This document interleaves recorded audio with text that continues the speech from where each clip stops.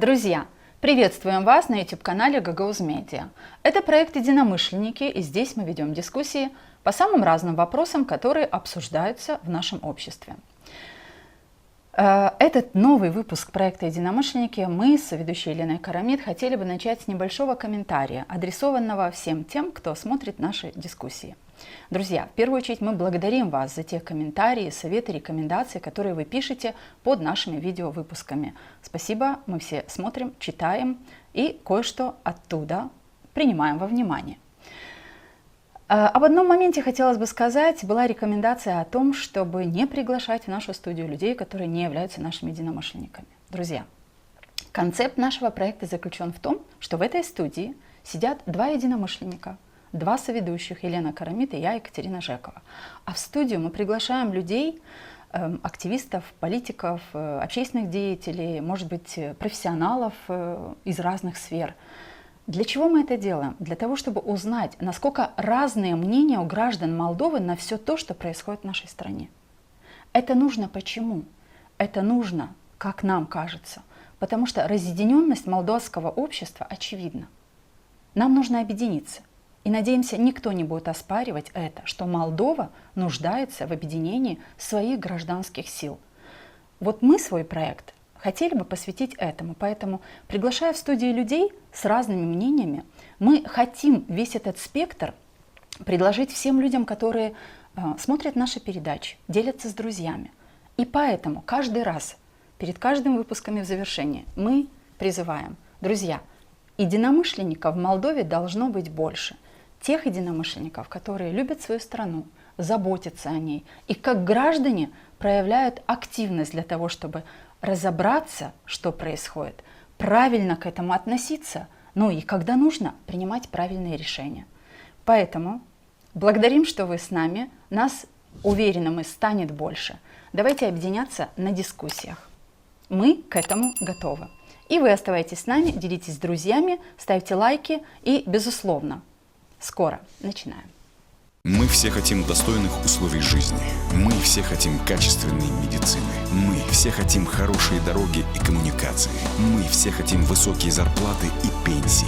Мы все хотим, чтобы работали законы. Мы все хотим лучшего для Молдовы, и это нас объединяет. Значит, мы единомышленники. Здравствуйте, друзья! Сегодня в нашей студии депутат Народного собрания Гагаузии Николай Дудогло. Николай Дудогло, депутат Народного собрания Гагаузии. С 1990 по 2001 год тренер по вольной борьбе в Камрадской ДЮСШ. С 2001 по 2003 год директор регионального спортивного лицея-интерната. В 2004 году возглавил управление по делам молодежи и спорта Гагаузии. С 2004 по 2014 годы примар муниципия Камрад. В 2006, 2010, 2015 и в 2022 годах кандидат Башканы Гагаузии.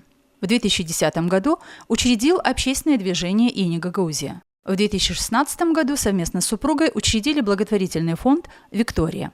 В 2018 году учредил Народно-патриотический союз Гагаузии «Девлет». В 2014 году стал депутатом парламента Республики Молдова по спискам Демократической партии. В 2018 году вышел из состава ДПМ и сложил мандат депутата парламента Республики Молдова. Депутат Народного собрания Гагаузии 3, 4 и 7 созывов. Заслуженный тренер Республики Молдова по вольной борьбе.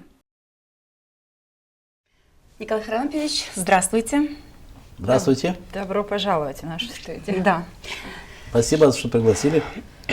Николай Харлампьевич, мы предлагаем вам поговорить о тех вопросах, о тех проблемах, которые насущны и для нашей автономии, и для страны в целом. В 2023 году прошли выборы Башкана Гагаузии. Вы тоже участвовали в этих выборах как один из кандидатов.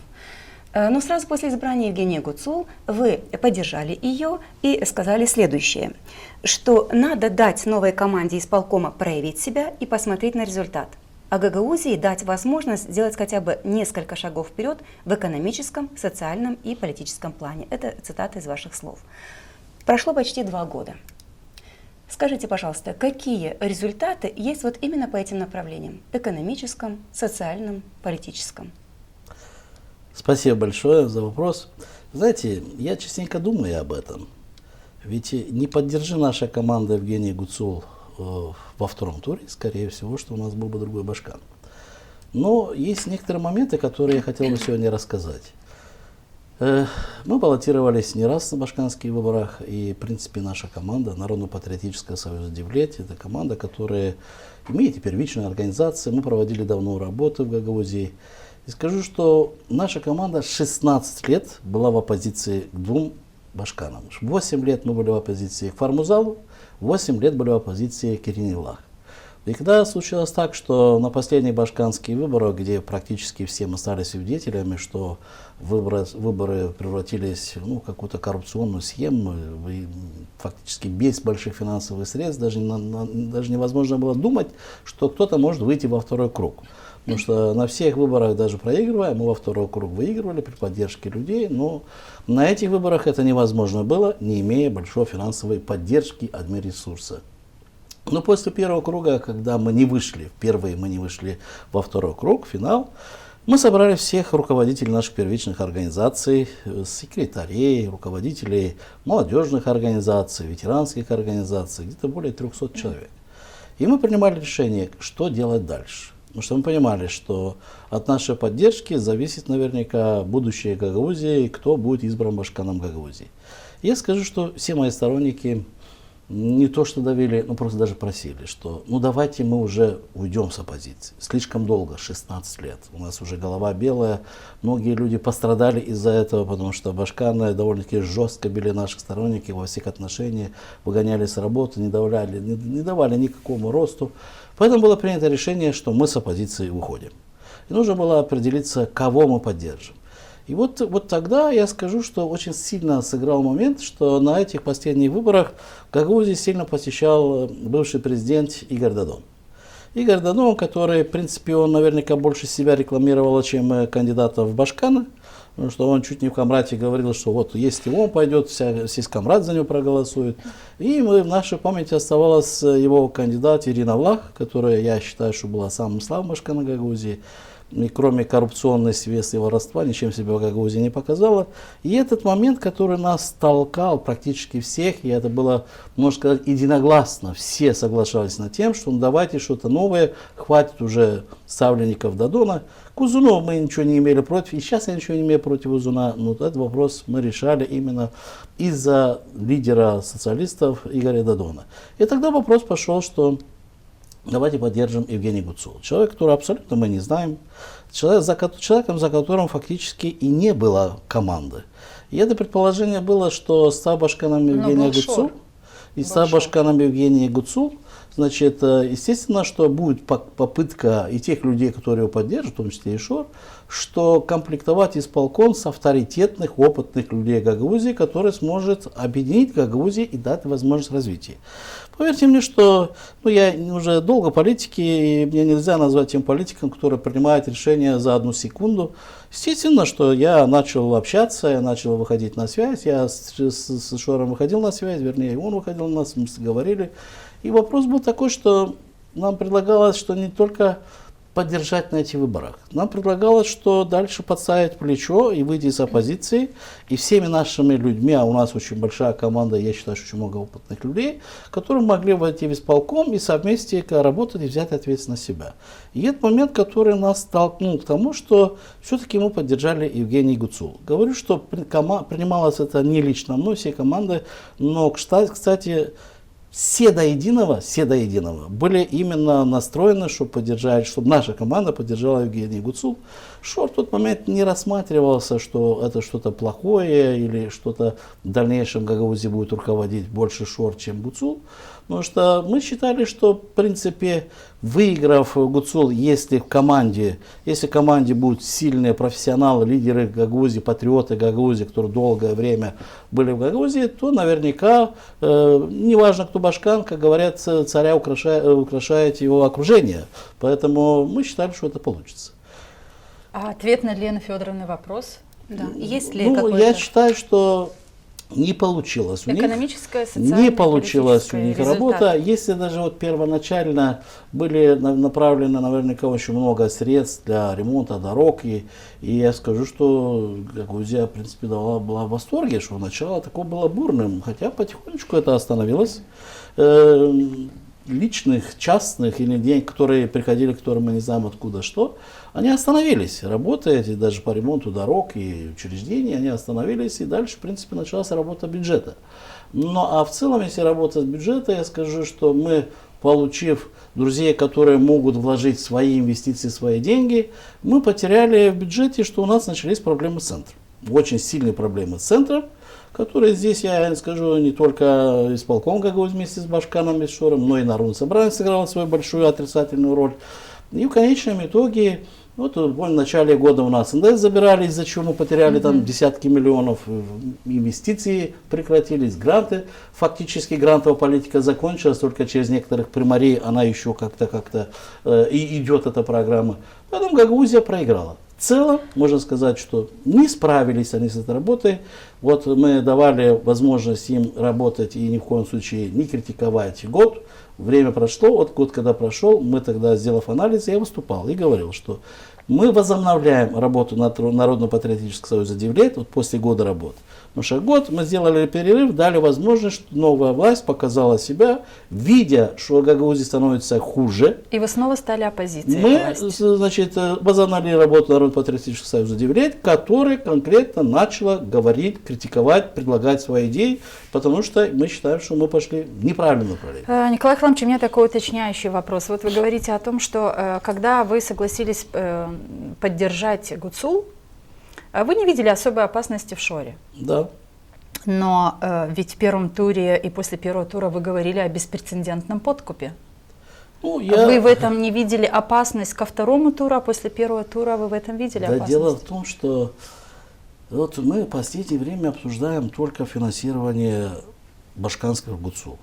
Но я, будучи, как говорится, кандидатом, я вам скажу, что почему первые 3 месяца заняли те кандидаты, которые мало были известны в Гагаузии. Дудоглу, Формузал, Крайтор оказались там сзади. Потому что не только финансировали шоровцы, и социалисты финансировали, очень сильно финансировали, не отступал от этого и Петров. Поэтому финансирование, то финансирование в Гагаузии, которое было на последних башканских выборах, такое не было никогда. И винить только одну команду, я ни в коем случае сейчас никого не защищаю, но я не буду только одну команду, потому что, я скажу, появились игроки, несколько игроков на поле, которые именно в этом отношении, можно сказать, даже шли на перегонки. Да, как говорится, финансирование Шора наверняка было больше, конечный итог показал. Но тот момент, когда, будучи на башканских выборах, я вам скажу, что я лично даже думал, что больше финансирования ведут другие кандидаты. Скажите, вы сказали о том, что вы не видели угрозы от Шора. Но сегодня такую угрозу вы, ваша команда для Гагаузии, для страны видите? Я вам скажу, что не то, что угрозу. Я понял одну после года работы, после того, когда мы наверняка сейчас будем о многом говорить, много чего еще раскроем все скобки. Я сегодня готов открыть, как говорится, открыто говорить обо всем, ничего не скрывать. Поэтому наверняка мы перейдем и к другим вопросам. Но скажу, что не то чтобы опасность. Я считаю, что Гагаузия, 30 лет была гагаузской автономии, мы с первого дня пошли немножко, наверное, не так. Государство нам отдало, в принципе, делегировало, поддержало, законодательно поддержало. Мы получили автономию. Этим не могут похвастаться, например, в Венгрии, в Румынии, где есть целый регион Трансильвания. Мы получили автономию. Но в дальнейшем почему-то мы свою автономию начали передавать, делегировать политическим партиям, руководителям других лидеров, чтобы они решали наши вопросы. И вот 30 лет все решают наши вопросы, и мы пришли к тому, что фактически закон о своем правовом статусе мы потеряли почти все полномочия, потому что мы все время кому-то поручали, кого-то просили. Это Гагаузия, это власть Гагаузии. Это не жители Гагаузии, это власть Гагаузии, которая была все эти 30 лет. Мы все время давали, чтобы за нас решали вопрос, и все время обижали, что у нас что-то забирают. Поэтому опасно, что Шор не Шор, так мы к этому уже шли 30 лет. Только Шор сегодня заменил того же Воронина, того же Додона, и того же тех, которые были до него, и Плохотнюка, и Филата, и всех остальных. Какой мысли Поэтому вы это я вам скажу, что ошибка была еще в начале. Это Шор, это продолжение тех ошибок, которые мы начали, но сегодня Шор. Но я скажу, что если мы не начнем исправлять эти ошибки, завтра Шор уйдет, придет снова. Поговорим об исправлении ошибок, но еще один момент о Шоре. Вы говорили сразу после выборов, что Я очень надеюсь, что представители нашей команды тоже войдут в состав нового исполкома. Мы подставим плечо. Почему вас не пригласили подставить плечо? Или все же в числе этих членов исполкома есть члены вашей команды? Ну, видите, я коснулся того, что мы выходили с оппозиции для того, чтобы войти в новую команду исполкома, для того, чтобы мы могли представить в исполком, делегировать наших представителей, профессионалов, чтобы работали и дальше взять ответственность. Я вам скажу большего. Ну, я уже вначале сказал, что я не принимаю решение просто так, пока полностью не договорюсь, поэтому те вопросы, в которых мы участвовали с молдавскими политиками, много раз мы добивались хороших результатов. Мы имели и депутатов парламента, и представителей правительства, и много чего остальное. Потому что, ну, дипломатия должна быть. Я встречался с Шуром, я не скрываю об этом, я уже говорил об этом. И мы говорили именно о исполкоме. Мы говорили о исполкоме, мы говорили о спорте. Мы говорили о спортивном лицее, о тех проблемах, которые есть, и те вопросы, которые во мне живут с детства. Ну, начну с того, что Шура, например, очень сильно поддерживал, чтобы спортивный интернат помочь дополнительно, чтобы построить там помещения для детей. Он вплоть до того, что чуть второй интернат открыть, потому что детям как бы это надо, мы видим, что творится. Открытие спортивного клуба, профессионального спортивного клуба с хорошим финансированием, чтобы наши ребята могли достичь самых высоких результатов чемпионов Олимпийских игр. Я вот помню в практике на прошлых Олимпийских играх мы имели поддержку Мецунатас в Дарме, где наш представитель боролся на Олимпийских играх, а второй представитель стал призером Кубка мира, призером Европы. И вот это во мне все крутилось, что это очень хорошо. Если мы получим поддержку, если мы получим меценатов, спонсоров, мы пойдем вперед. Но вопрос об исполкоме. Четко стоял вопрос о исполкоме. И, в принципе, я предлагал всю команду по всем управлениям, чтобы был отбор, чтобы... Хорошо, давайте так, мы представим всю команду, есть или нет там вы отберите, сейчас я остановлюсь, чтобы они отобрали и все наши команды, те, которые считают, что они являются профессионалом. Они это кто? Да, они Шор с командой, Башка, Шор, но в этом вопросе участвовали наверняка больше извне, чем внутри, потому что тут же те было... специалисты, которые международная какая-то компания оценивала вроде как. Что была международная компания, была ли она или не была, не знаю. Но я лично участвовал в собеседовании. И не только я, вся наша команда, мы участвовали на собеседовании. Я скажу, что мы восприняли это нормально. Да, это представители какой-то компании, я не знаю, как она называется. Онлайн была эта встреча или? Онлайн, конечно. Это были, в принципе, ленинградская, по-моему. Я лично воспринимал это нормально, что конкурс на руководителей, начальников управления, если мы выбираем лучше. Мы готовы, как говорится, оспорить, мы готовы участвовать и показать, что мы лучше. И мы участвовали. Когда оно все закончилось, я скажу, что получил приглашение только я один.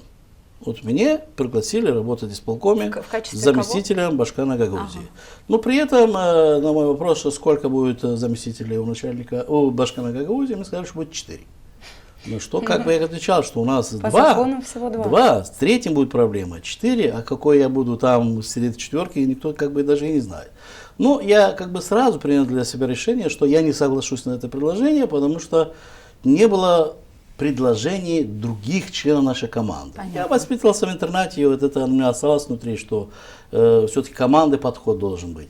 Я доказывал, что по многим управлениям, конкретно называл фамилии, чтобы дополнительно еще раз посмотрели, решили, чтобы предложили, что я готов работать в команде. Мы об этом решили на выборах, что мы подставим плечо, но в команде должны быть представители 4-5 человек. Поэтому что? в этом исполкоме Гагаузии нету ни одного человека, который был бы в нашей команде. Николай Иванович, вы сказали, что вы виделись с Шором. А где вы с ним виделись? В Израиле мы с ним встречались. Вы летали в Израиль? Да.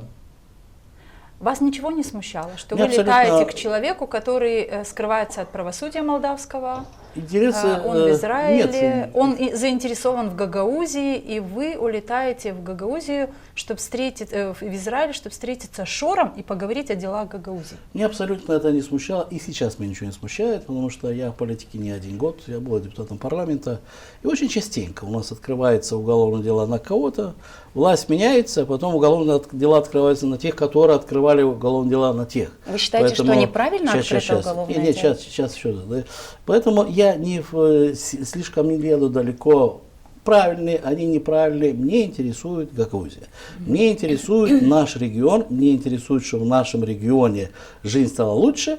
тот момент, выходя с оппозиции руководительства Евгения Гуцулова, которая была при поддержке Шоры, я считал себя нужно встречаться и говорить, чтобы не кто-то за нас решал, чтобы не кто-то о нас говорил, чтобы я конкретно встречался и говорил. Поэтому у меня нету секретов, что мы встречались, я об этом никогда не Ясная говорил. позиция. Можно вот такой вот вопрос? Наверняка у вас возникал Я вопрос. извиняюсь, я скажу, что несмотря на то, что исполкоме не оказались наших людей, мы все-таки один проект совместный внедрили в Гагаузию. И проект, который был не очень по душе. Это спортивный проект, спортивный клуб. Да, Я хотела спросить, скажите, пожалуйста, ну, наверняка у вас возникал вопрос, а зачем Шору Гагаузии? Вы знаете, этот вопрос может возникнуть у тех людей, которые очень мало политики. А зачем Вороне нужна была Гагаузия? А зачем Филату нужна была Гагаузия? Зачем Плохотнику нужна была Гагаузия? Зачем Додону Гагаузия? Согласна. Им нужны наши голоса. Им нужны наши голоса. Николай Александрович, тогда Им другое нужны уточнение. наши голоса, они хотят воспользоваться нашими голосами. Ну, кто-то, как говорится, стал чересчур наверняка лидером этих отношений, потому что я об этом везде говорю, потому что снова Гагаузии пытаются, как говорится, они с кем-то ругаются и пытаются нас тянуть в свои личные разборки. Поэтому, в принципе, мы сегодня пошли по другому пути. Понятно. Тогда еще один вопрос. Вот вы чуточку выше говорили о том, что все 30 лет было неправильно, что кто-то за нас решал, там, кто-то извне. Да. Ну, вы имели в виду партии какие-то, да, национальные, принимали решение, кому здесь руководить. Но вы сами противоречите себе, как мне кажется, когда говорите о том, что вы уехали в Израиль встречаться с Шором. Это тоже некто извне. Что знал Шора Гагаузии? Зачем Шору нужна Гагаузия, как говорит Ирина Федоровна, и не противоречите ли вы себе? Потому Нет, что, Екатерина, что я значит ничего не извне? противоречу Он себе, тоже потому извне. что, знаете, вот каждый день оно подстегивает жить в тот день. Тот момент, когда мы встречались, когда прошли башкирские выборы, была одна ситуация. Вот сегодня ситуация другая, о которой я сегодня говорю, ту ситуацию, которая есть. Что пришел тот день, где мы должны остановиться. Ну, не повторять ошибок прошлого. Я не святой, я тоже ошибки делаю. Поэтому тот момент мы делали все возможное выйти с оппозиции. В тот момент мы считали, что наша команда сможет помочь Гагаузии, если члены нашей команды войдут в исполком, что у нас были много профессионалов, которые работали в исполкоме, тот же Яниоглы и другие.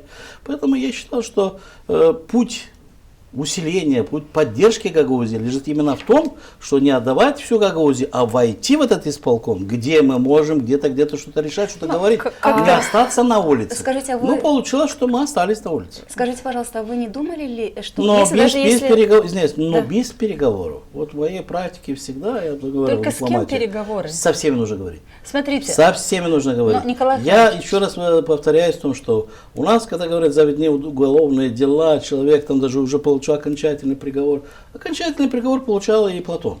Потом власть поменялась, пришел новый прокурор, и Платона освободили. Я не хочу касаться сегодня юриспруденции, я не специалист. Я не специалист в этом Смотрите, вопросе. Николай Иванович, Я мы тоже единственное этого не говорю, хотим что касаться. Для пути Гагаузии сегодня четко стоит. Если кто-то сегодня имеет какое-то влияние на Гагаузию, если кто-то участвует в нашей политике, нужно говорить и отстаивать свои интересы. Просто я все же думаю, что вы правы в том, что больше всего кто-то извне определял, как жить в гагаузской автономии, но вы сами поехали к человеку, который находится вне Гагаузии, который ничего не знает о Гагаузии, и вы с ним попытались на каком-то этапе Конечно, договориться о том, конечно. как можно управлять автономией. Вы разочарованы? Конечно, Шором? разочарован. Конечно, разочарован. Я разочарован не то что Шором, я разочарован всем тем процессом, который у нас прошло после башкирских выборов.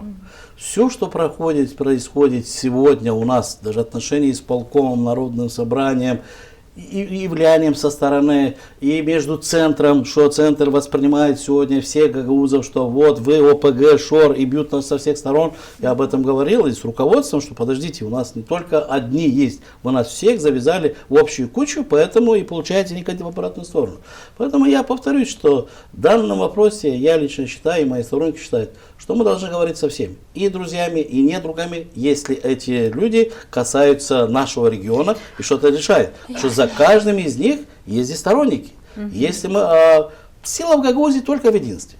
Если мы никак не сможем добьемся доказать, этого единства. вот поэтому мы сегодня пошли по следующему шагу, я считаю, что единственный путь – это образование гагаузской партии. Чуточку позже об этом поговорим, Николай по ходу, потому что мы касаемся этой темы. Поэтому Чуточку позже. Да. Ну, давайте тогда поговорим о Народном собрании Гагаузии, Давайте. которое сегодня является, ну, не только сегодня, вообще это вторая ветвь, которая имеет возможность влиять на то, что происходит у нас в автономии. Очень часто говорят о том, что существует большинство Народного собрания приняло решение или было против чего-либо. Если сегодня это большинство в Народном собрании Гагаузии, и чье оно, это большинство? большинство Коротко. народного собрания есть. И я вам скажу открыто, что это большинство не Шора, это большинство Дмитрия Георгиевича Константинова. Тот, который сегодня использует всех и вся. Ну, коснемся тех моментов, как в начале прошли башканские выборы. Встречались и другие люди с Гагаузии. Константинов не с Шором? Нет, другие люди встречались, например, с Шором, договаривались, не договаривались. Но когда время пришло утверждать исполком, если я четко поддержал Башкана и поддерживал уже исполком, даже несмотря на то, что мы получили не то, что мы планировали, то Константинов тут же, как говорится, в сторону. Он тогда заортачился, заупрямился, вплоть до того чуть не недоверие к Башкану, что исполком не был утвержден несколько раз, если помните. Ну, Константинов показывал, что без его личного участия ничего не получится, неважно, кто выиграл башканский выбор. И он добился своего. Что Шор пошел на уступки Константинову. И мы видели, что в исполкоме есть много представителей, которые Константинов предложил. И в Народном собрании образовалась та группа, которой Константинов имеет конкретное влияние. Первое влияние это получилось при избрании председателя Народного собрания, где он использовал Кишинев, власть в Кишиневе, конкретно ПАС, руководство страны, для того, чтобы получить эту должность. Он стал председателем Народного собрания только при поддержке центра. По-другому Каким его не образом это получилось. выглядело? Я вам скажу, коснуться чуть-чуть темы, хорошо. Когда у нас закончились выборы Народного собрания, у нас не был один кандидат. Я скажу, у нас было 4 кандидата. У нас был кандидатом Константинов, кандидатом Петров, кандидатом Дудоглу. И, я скажу, свою роль играла и Ирина Влав, бывший башкан Гагаузии, которая, как говорится, в всей этой ситуации, она участвовала в различных переговорах, в различных голосованиях, используя своих 3-4 человек. Они то голосовали за Петрова, то не голосовали за Петрова, поэтому там прыгало. Даже когда я проголосовал за Петрова, там было 17, казалось 18 и стало 16. Потому что Ирина Влак там играла свою роль. Но я скажу, что в тот момент, скорее всего, что Константинов мог бы не стать председателем. Что в тот момент в Народном собрании, ну вы хорошо все знаете, Гагаузии сегодня депутатов большинство сторонников, те, которые работали со мной в разные этапы. А как ПАС помогла? Сейчас вернемся, которые имеют отношение и ко мне. И мы тогда, в принципе, образовали 16 человек. Нам не хватило 2 голоса, когда обратился Тарновскому и Железоглу, они просто нас не поддержали Константинова. Потому что Константинов обещал, что он наведет порядок в Гагаузии, прежде всего бывшим башканом Гагаузии, потому что шло воровство, коррупция. И получив эти 2 голоса, если бы этих 2 голосов не было, и даже ПАС бы не смог помочь. У Константинова вилял как один вы это человек. связываете, Сейчас я ПАС расскажу, ну, не спешите. Не, но времени у нас не так Да, но много, я хочу, вопросов чтобы много. Я хочу, чтобы наши зрители понимали, с одного слова они не поймут, о чем мы говорим. Я скажу, что Константинова, в принципе, помогло, это первое, что Царство Небесное, был, конечно, умер один наш депутат. И второе, значит, видя в центре, что в Гагаузии возможно, тем более, когда я уже поддержал Петрова, что может выиграть Петров, а Петров воспринимался кандидат, который против центра, они поддержали практически 2 депутатов, договорившись с 2 депутатами, надавив на этих депутатов, не буду называть фамилии, чисто этически, это мои коллеги, которые не хотели голосовать за Константинова, но они имеют отношение к центру. А чем вы можете подтвердить? Чем вы можете подтвердить такое свое В утверждение? Гагаузии не надо об этом подтверждать, все об этом отлично знают. Это и уголовные дела одного депутата, а второе, как говорится, работа, которая касается центра, поэтому эти депутаты То есть, по вашей проголосовали. логике, Это благодаря... не по логике, об этом мы знаем, и потому что с доказательством тому было, что Дмитрий Георгиевич Константинов приглашал президента страны к нам в депутатский корпус, который, в принципе, приехав президент страны, она даже не встречалась с башканом Гагаузии, а встречалась только председателем Народного собрания на 2-м этаже, когда они спустились к нам. Башкан пришла, и даже мы сказали, вот ваше место как башкана, хороший, плохой, стойте здесь, неважно, президент вас пригласил или не пригласил. Мы приглашаем. И Константинов привел тогда президента страны, Но этим случаем, я скажу, он подставил ее, потому что фактически, если он там поддерживал и делал все возможное, чтобы ей не задавали вопросы, он кричал на депутатов, оскорблял депутатов. Хорошо. Но в конечном Допустим, итоге что... подставил самого президента. Я думаю, что руководство страны, когда им помогли Константину стать председателем парламента, решили, что Гагаузия все полностью имеет поддержку. А получалось, что председатель-то есть, а большинство народного собрания воспринимается по-другому. Хорошо. Следующий вопрос такой. Вот такие страсти внутри Народного собрания Гагаузии. В результате Константинов стал спикером, как вы говорите, при поддержке ПАС. Да. Правильно? Да, Вы утверждаете да, это? я не утверждаю, так оно и есть, я об этом знаю. И, то есть, как же тогда при поддержке ПАС он стал председателем, и когда кошка пробежала между ПАС и Константиновым?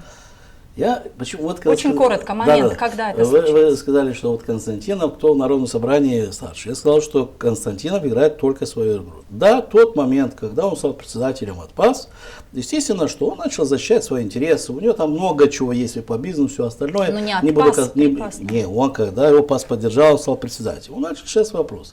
Когда в Гагаузии, и он и поддерживал на выборах башканских Кройтера, которого поддерживал, тоже центр поддерживал Кройтер. То есть они были вместе.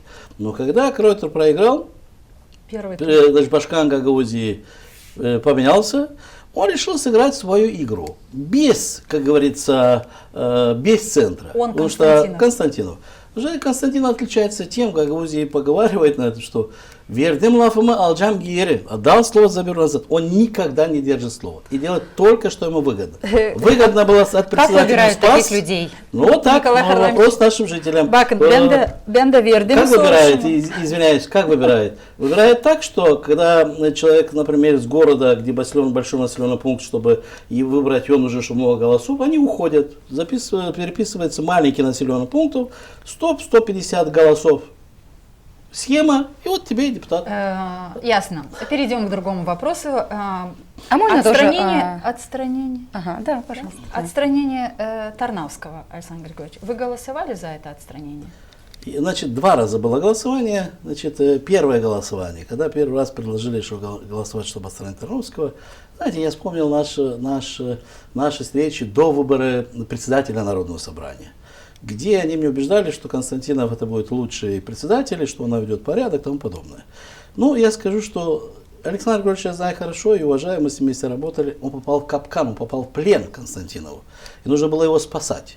Я боялся очень сильно, что они все-таки не пойдут на это, Константинов хитрый политик, что потеряете 2 человека, потому что Тарновский вместе с Железогло, друзья, и ясно было, что если один уходит, уйдет второй, и что они все-таки пойдут на этот шаг.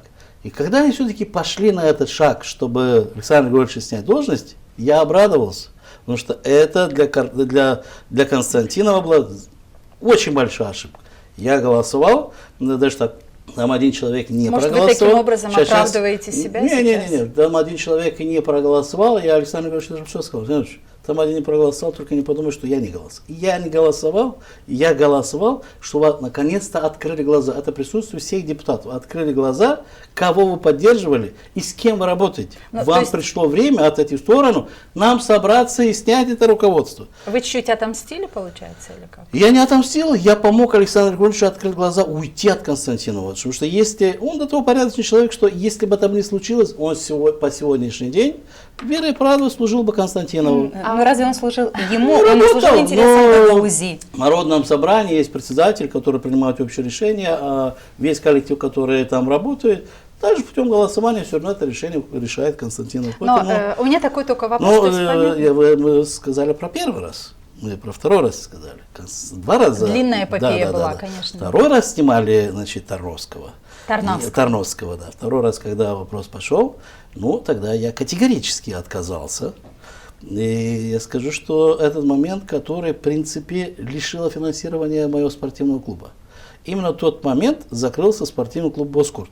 Потому что на меня давили со всех сторон. Приезжали гости издалека, и отовсюду вся власть атаковала, что вы должны голосовать, потому что у нас есть общий проект по спорту.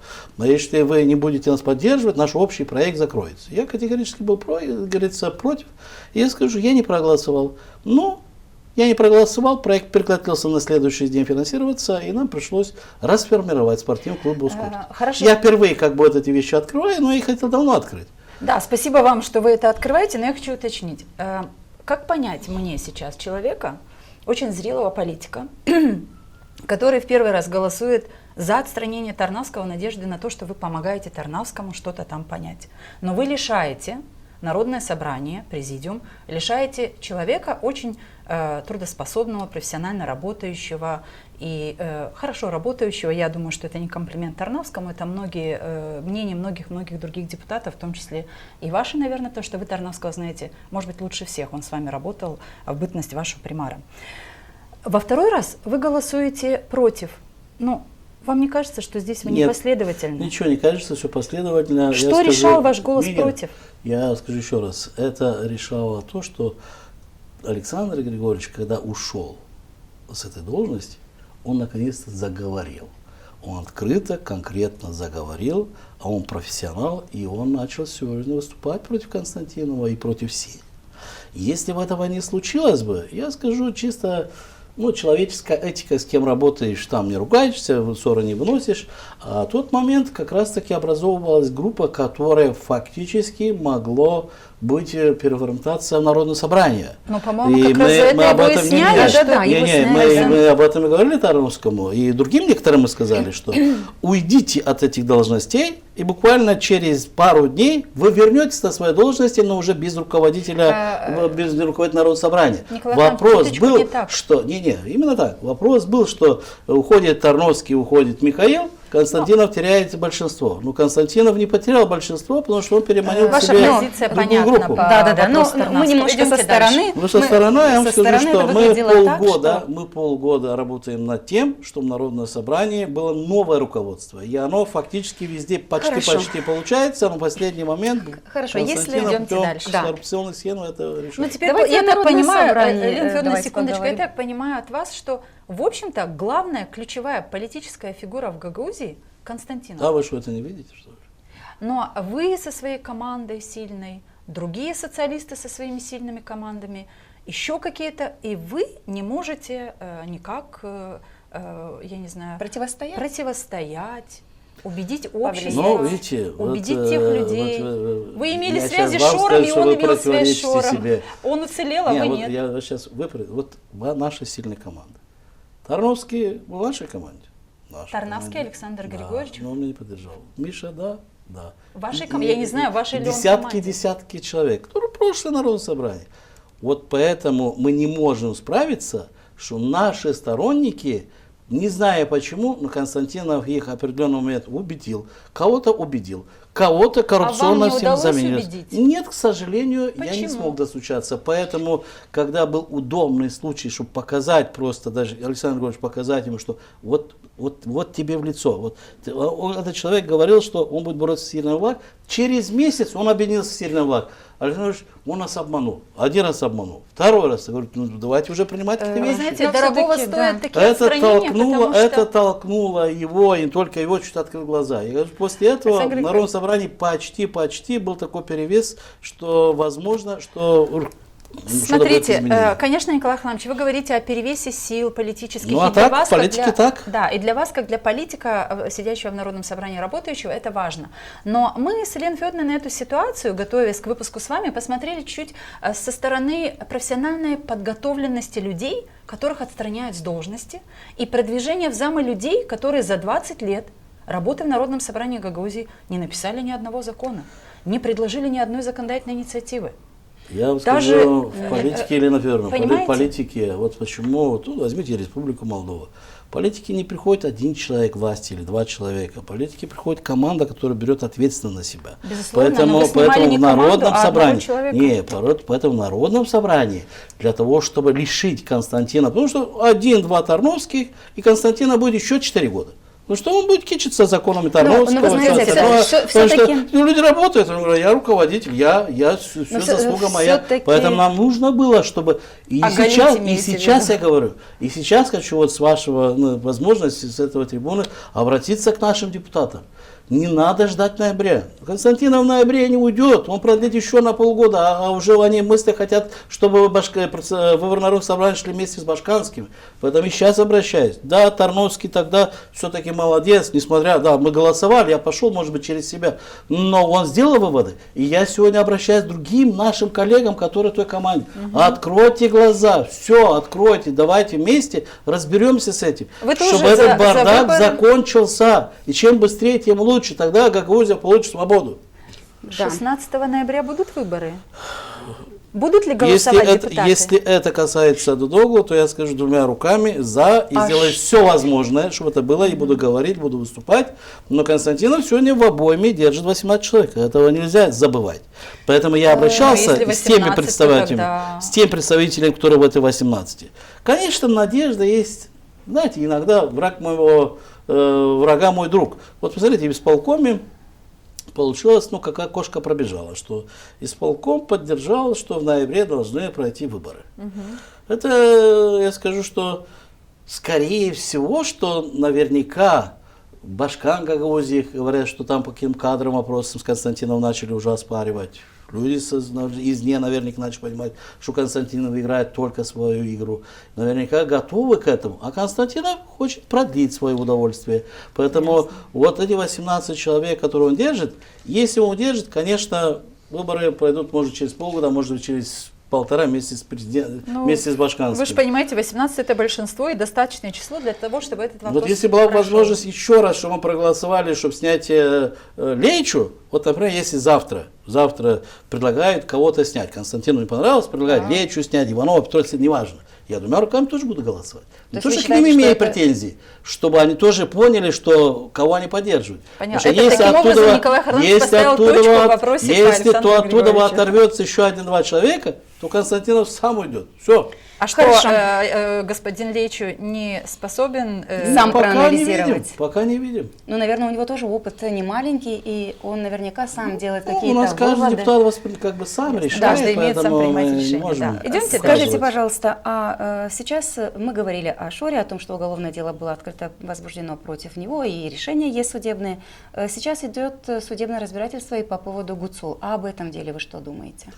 Ну, видите, Гуцулу идет дело, которое было до башканских выборов, которое я абсолютно не знаю, в чем его обвиняют, что там идет, как идет. Ну, скажу свое личное мнение, что я проголосовал за Гуцул. Да, ошибся, не ошибся, как говорится, это уже я. Я против того, что снимали Башканов. Я помню времена, когда Крайтора снимали, и мы как боролись за него. И многое чего было. Я сторонник того, что если купили, не купили, доказать не смогли, в тот момент никто не оспаривал, после выборов начали оспаривать. Чего ж в тот момент не снимали? Я, как говорится, я был кандидатом, и я бы поддержал бы, если силовые структуры начали бы убирать тех людей, которые полностью коррупционировали Гагаузию. Но почему-то кто-то это не делал.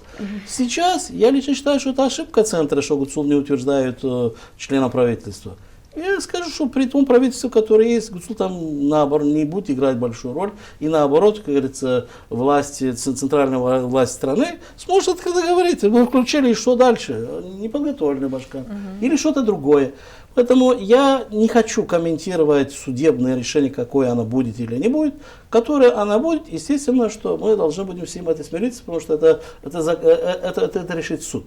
Но я против того, чтобы Башканов в Гагаузии, неважно, они мои сторонники или не сторонники, друзья или враги, чтобы снимали. Время летит быстро. Сегодня у нас, как говорится, в этом году, в ноябре, дай бог, что прошли выборы Народного собрания, и фактически в Гагаузии все может поменяться. Потому что Народное собрание – это именно тот орган, который решает судьбу Гагаузии. Именно Народное собрание принимает решения, законы, которые исполком выполняет. Поэтому без Народного собрания, естественно, что ни Шор, никто не сможет управлять Гагаузией. Но впереди еще Значит, 2 года понятно. башканства Гуцул. В любом случае, Она подписывает документы, которые утверждает, вернее, законы, которые принимает Народное собрание Гагаузии, затем должна обязательно утвердить и Башкан Гагаузии. В любом случае, возможность и в последующие 2 года, хотя нам кажется, что время летит быстро, но последующие 2 года могут обернуться тоже плачевными для Гагаузии. Будучи у нас здесь в гостях, Александр Григорьевич говорил о том, что 40 миллионов потерял бюджет в прошлом году. Если такое будет продолжение с такой ситуации и в последующие 2 года, к чему мы придем вот через 2 года, когда закончится срок Евгении Гуцул? То есть не ее лично кандидатура смущает, возможно, нас, смущает ситуация в самой Гагаузии. К чему же ее управление приведет к этим, вот через 4 года, к чему приведет ее управление нашего Башкан один не управляет. У разбитого корыта не Башкан один не Хорошо, управляет. а ее исполнительный комитет? Сейчас, сегодня. Башкан один не управляет. Да, есть исполнительный комитет, Да, который принимает решение. Исполнительный комитет не можете не проголосовать за позицию Башкана. Народное собрание... Да что вы говорите? Сейчас. Народное собрание меняется. Подождите, не спешите. Народное собрание поменялось. Народное собрание имеет право любого члена исполкома вызвать, дать оценку и снять с работы. Но если народное собрание... Не было ли такое в истории конечно, было. автономии? Если народное собрание есть, формузал полгода утверждал свой исполком, пока не пошел на компромисс, где 6 человек членов исполкома, он тогда предложил нашей команде. И 6 человек были утверждены в нашей команде. Ну, вот пример. Вы скажете, есть пример. В 6-м созыве это не получалось, потому что не было четкой оппозиции. Поэтому я скажу, что изменение исполкоме может быть, если народное собрание будет готово к этому. Поэтому Константинов сегодня очень важно, почему его сегодня все гладят, потому что он держит сегодня большинство. Николай Иванович имеет в виду, что если состав Народного собрания будет другим... будет ли? У меня вот этот вопрос. Ну подождите, так мы для этого сегодня... Вилами по воде все писано? Вы не все останавливаете, не говорит про партию, не говорит про... Поэтому мы сегодня работаем. Мы же могли сегодня просто отдыхать, ничего не делать, не ждать. Мы не ждем, мы работаем. Последнее уточнение в вопросах ШОР, ГУЦУЛ, Гагаузия, выборы и т.д. и т.п. ШОР заявил в одной из передач федерального канала российского, заявил о том, что я же выиграл Гагаузию. Вам комфортно от такой мысли, сказанной ШОРом, что, в общем-то, выигрыш Гагаузии в руках ШОРа? Мне некомфортно от этого, и скажу, что, например, мне он об этом не говорил. Например, мне он говорил, что благодаря только объединенной команде Гагаузии, которую поддержали ГУЦУЛ, в том числе и мы, в том числе и Петров, в том числе и, неважно, все, которые были, только благодаря этому мы победили социалистов. По-другому мы не могли их победить, тем более, что доминация социалистов была очень долгое время, и оно могло быть. Я скажу, социалисты были на 2-м месте, да, финансировали одно, но если бы, наверное, у них был бы, наверное, более сильный кандидат, хотя Григорий Узун хороший человек, хороший кандидат, но он не воспринимал с Вулканешского района, район маленький. Если бы их кандидат был бы с Камрадского района, где больше избирателей, возможно, что даже наша поддержка Евгения Гуцул даже не помогло, потому что доминация социалистов в Гагаузии была и сегодня есть, несмотря на то, что они фактически как бы не видна их работа. Ну, возьмите даже последние президентские выборы. Поддержка социалистов в Стояноглу, какой результат? Я не боюсь этого сказать, что Стояноглу без социалистов бы недалеко ушел бы от Гуцул. От Гуцул, от Ирины Влах. Здесь. Ну, идемте дальше, и здесь мы подошли к хорошему моменту. Вопрос, который, безусловно, касается языка. Да, и невозможно сегодня говорить о Гагаузии. Чоюда беким düşünерла да сюлела нечсиз Гагаузия фетмесенс. Biz varıncıla fedelim Гагаузия, ama çöyu insanlar kim geliyor bu kol verimlere, ona söylüyorlar hani bize Гагаузия o kadar pek yakışmıyor. Siz varınca mı öteye doğru düzgün sadece Гагаузия'la edersiniz? Ben varıncılaydım, ben bilirim Гагаузия, ben bilirim Türkçe'de Гагаузия'da, ben silah konuşurum. Ama önce siz hep söylerseniz siz hepsi anlamayacak. Bize Gagauziya'da var çok insan hani konuşuyor. Van dilinde, Rus dilinde. Her türlü, многонациональный bizim yer, bizim toprağımız. Да, bizi bakarlar değil sadece bizde Gagauziya'da, bakarlar Moldova'da da bütün. Ben çok severim Gagauz dilini. Bu üzere biz yaparız programlarımızı Rus dilinde. Ama Gagauz diline geçsek bizim için sanırım Nikita Fedonova bu en kolay. Biz Gagauz dilimizde kendimizi duyarız, ta çetin, ta iyilin kendi fikirlerimizi açıklarız. Ama bunu yaparız onun için hani bizi та генеш сирецин, аннасын, башка инсаннарды хем гагаузияда, хем гагаузиянды Yine шанда. iyi тебе bakar biraz konuşursa Gagavuzca bakar insan Da. anlatsın hani biz bileriz konuş bileriz lah etme. Da. Merkez toplanırlar hiç lah etme bir de laf söylemeler Gagavuzca derler biz tersi Gagavuz dilini ilerletme. Diyelim halk Önce topluluğunda. ilerleteceğiz kendimiz konuşma Diyelim kendimiz lah halk etmez. topluluğunda niçin laf etmiyorsunuz Gagavuzca? Var başkanımız bizim predседателimiz hani bu işi Ama ondan siz hem laf çıksın. edin. Siz laf edin. Biz diyemeyecek söyledik hani hepsi bizi anlamayacak. Orada da Николай böyle. Иванович, Orada da böyle, вот, orada da вот böyle. здесь Kanunlarla. позвольте перейти на русский язык вновь. И вот здесь вот такой вот вопрос. В Народном собрании Гагаузии во втором чтении был принят закон о центральных отраслевых управлениях Исполнительного комитета Гагаузии. Согласно этого закона, начальники главных управлений Гагаузии должны говорить на гагаузском языке, должны владеть гагаузским языком. Вы выступили против этой инициативы и сказали о том, что ясное дело, что принятием этого закона мы открыли ящик Пандоры. У нас есть эта цитата. Ясное дело, что Башкан никогда не подпишет этот закон. То же самое сделала и прошлый Башкан Гагаузии.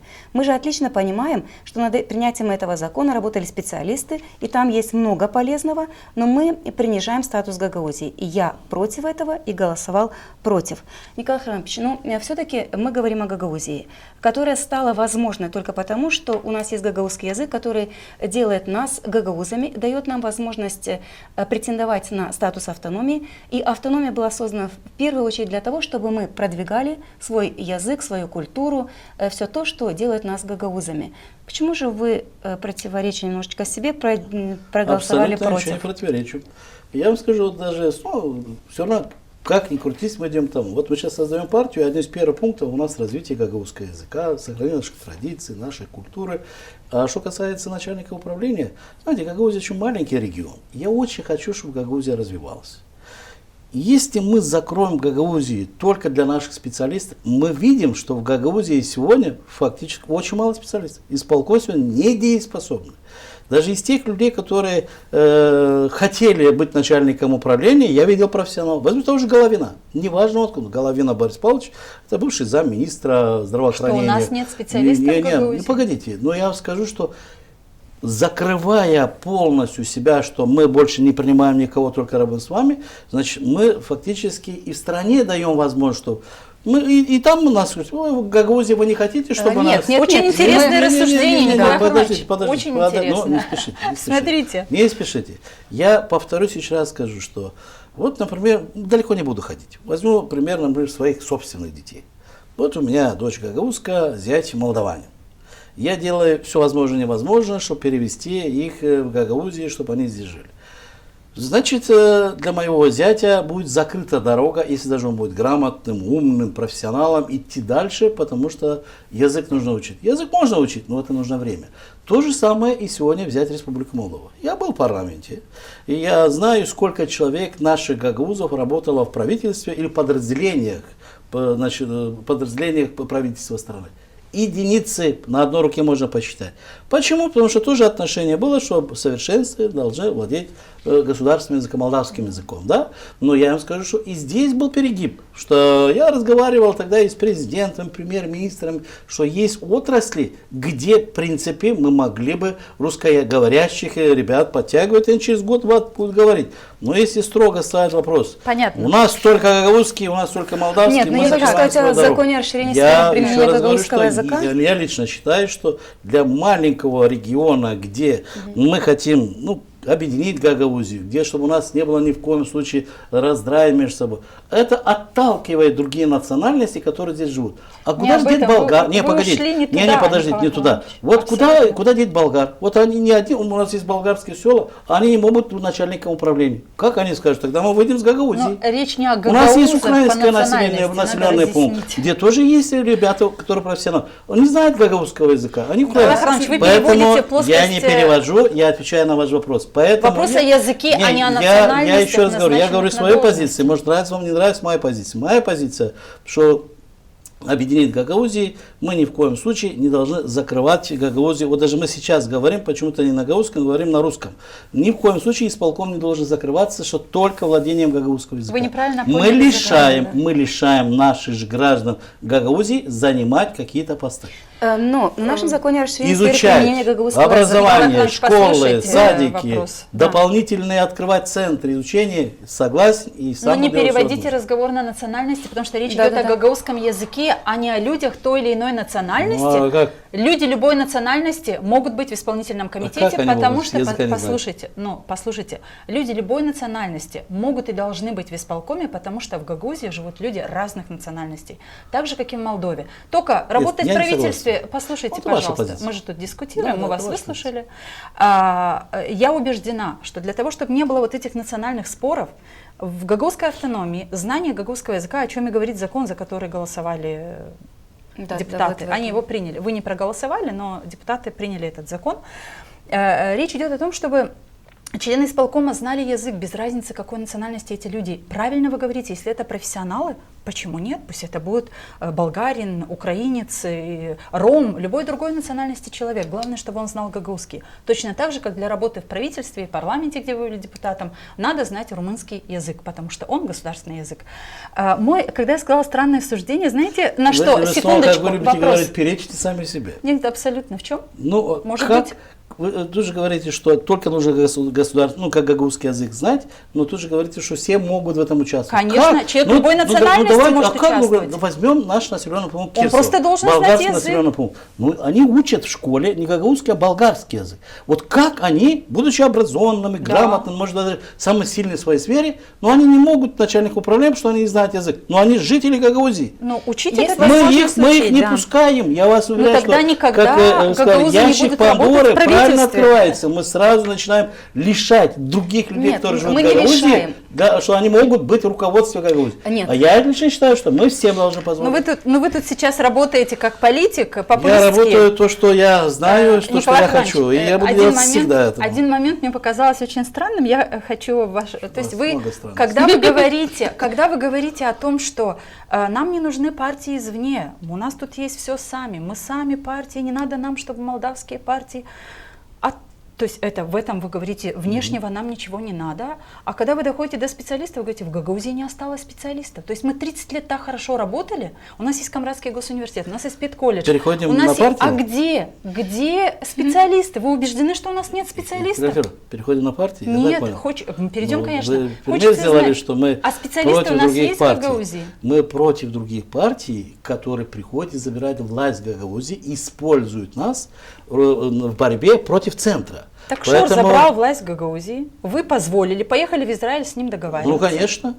Вот, Ну, идем конечно. дальше. У нас рубрика Рубрика, «Люди да. говорят», что Николай Харламович, как и сказал в самом начале, готов к открытому разговору, и мы это ценим, собственно говоря, потому что, такие открытые разговоры в этой студии, как мы и сказали, позволяют Я всем делаю, нам как говорится, маленький делать- Федор, ну, невозможно пропустить. через Шор секунду. забрал власть в Гагаузии не из-за того, что Дудоглу поддержал. Дудоглу поддержка может 1-2%. А куда смотрела республика, когда Шор вошел в Гагаузии и благодаря своим финансовым возможностям практически эту должность забрал? Не Дудоглу отдал, а отдала Республика Молдова. Вы подали Потому идею. что они поддерживали другого кандидата и боролись, чтобы этот кандидат выиграл. Но когда кандидат проиграл, они опомнились и включились те, которые вышли. Поняла. Поздно, батенька. Николай Харламович, Поэтому вы- нужно считаться с мнением народа в конце. Вы подали нам идею, я хотела сказать. Подали нам идею, мы обязательно пригласим кого-то из Кишинева и попросим ответы, в том числе на эти вопросы. Как Давайте. так получилось? Ну а сейчас пока люди говорят, что наша рубрика и друзья, не забывайте ставить лайки. Пожалуйста, подпишитесь на наш канал, если вы еще не подписаны. Гагауз Медиа, проект «Единомышленники». Мы здесь ведем горячие порой дискуссии, но мы считаем, что важные.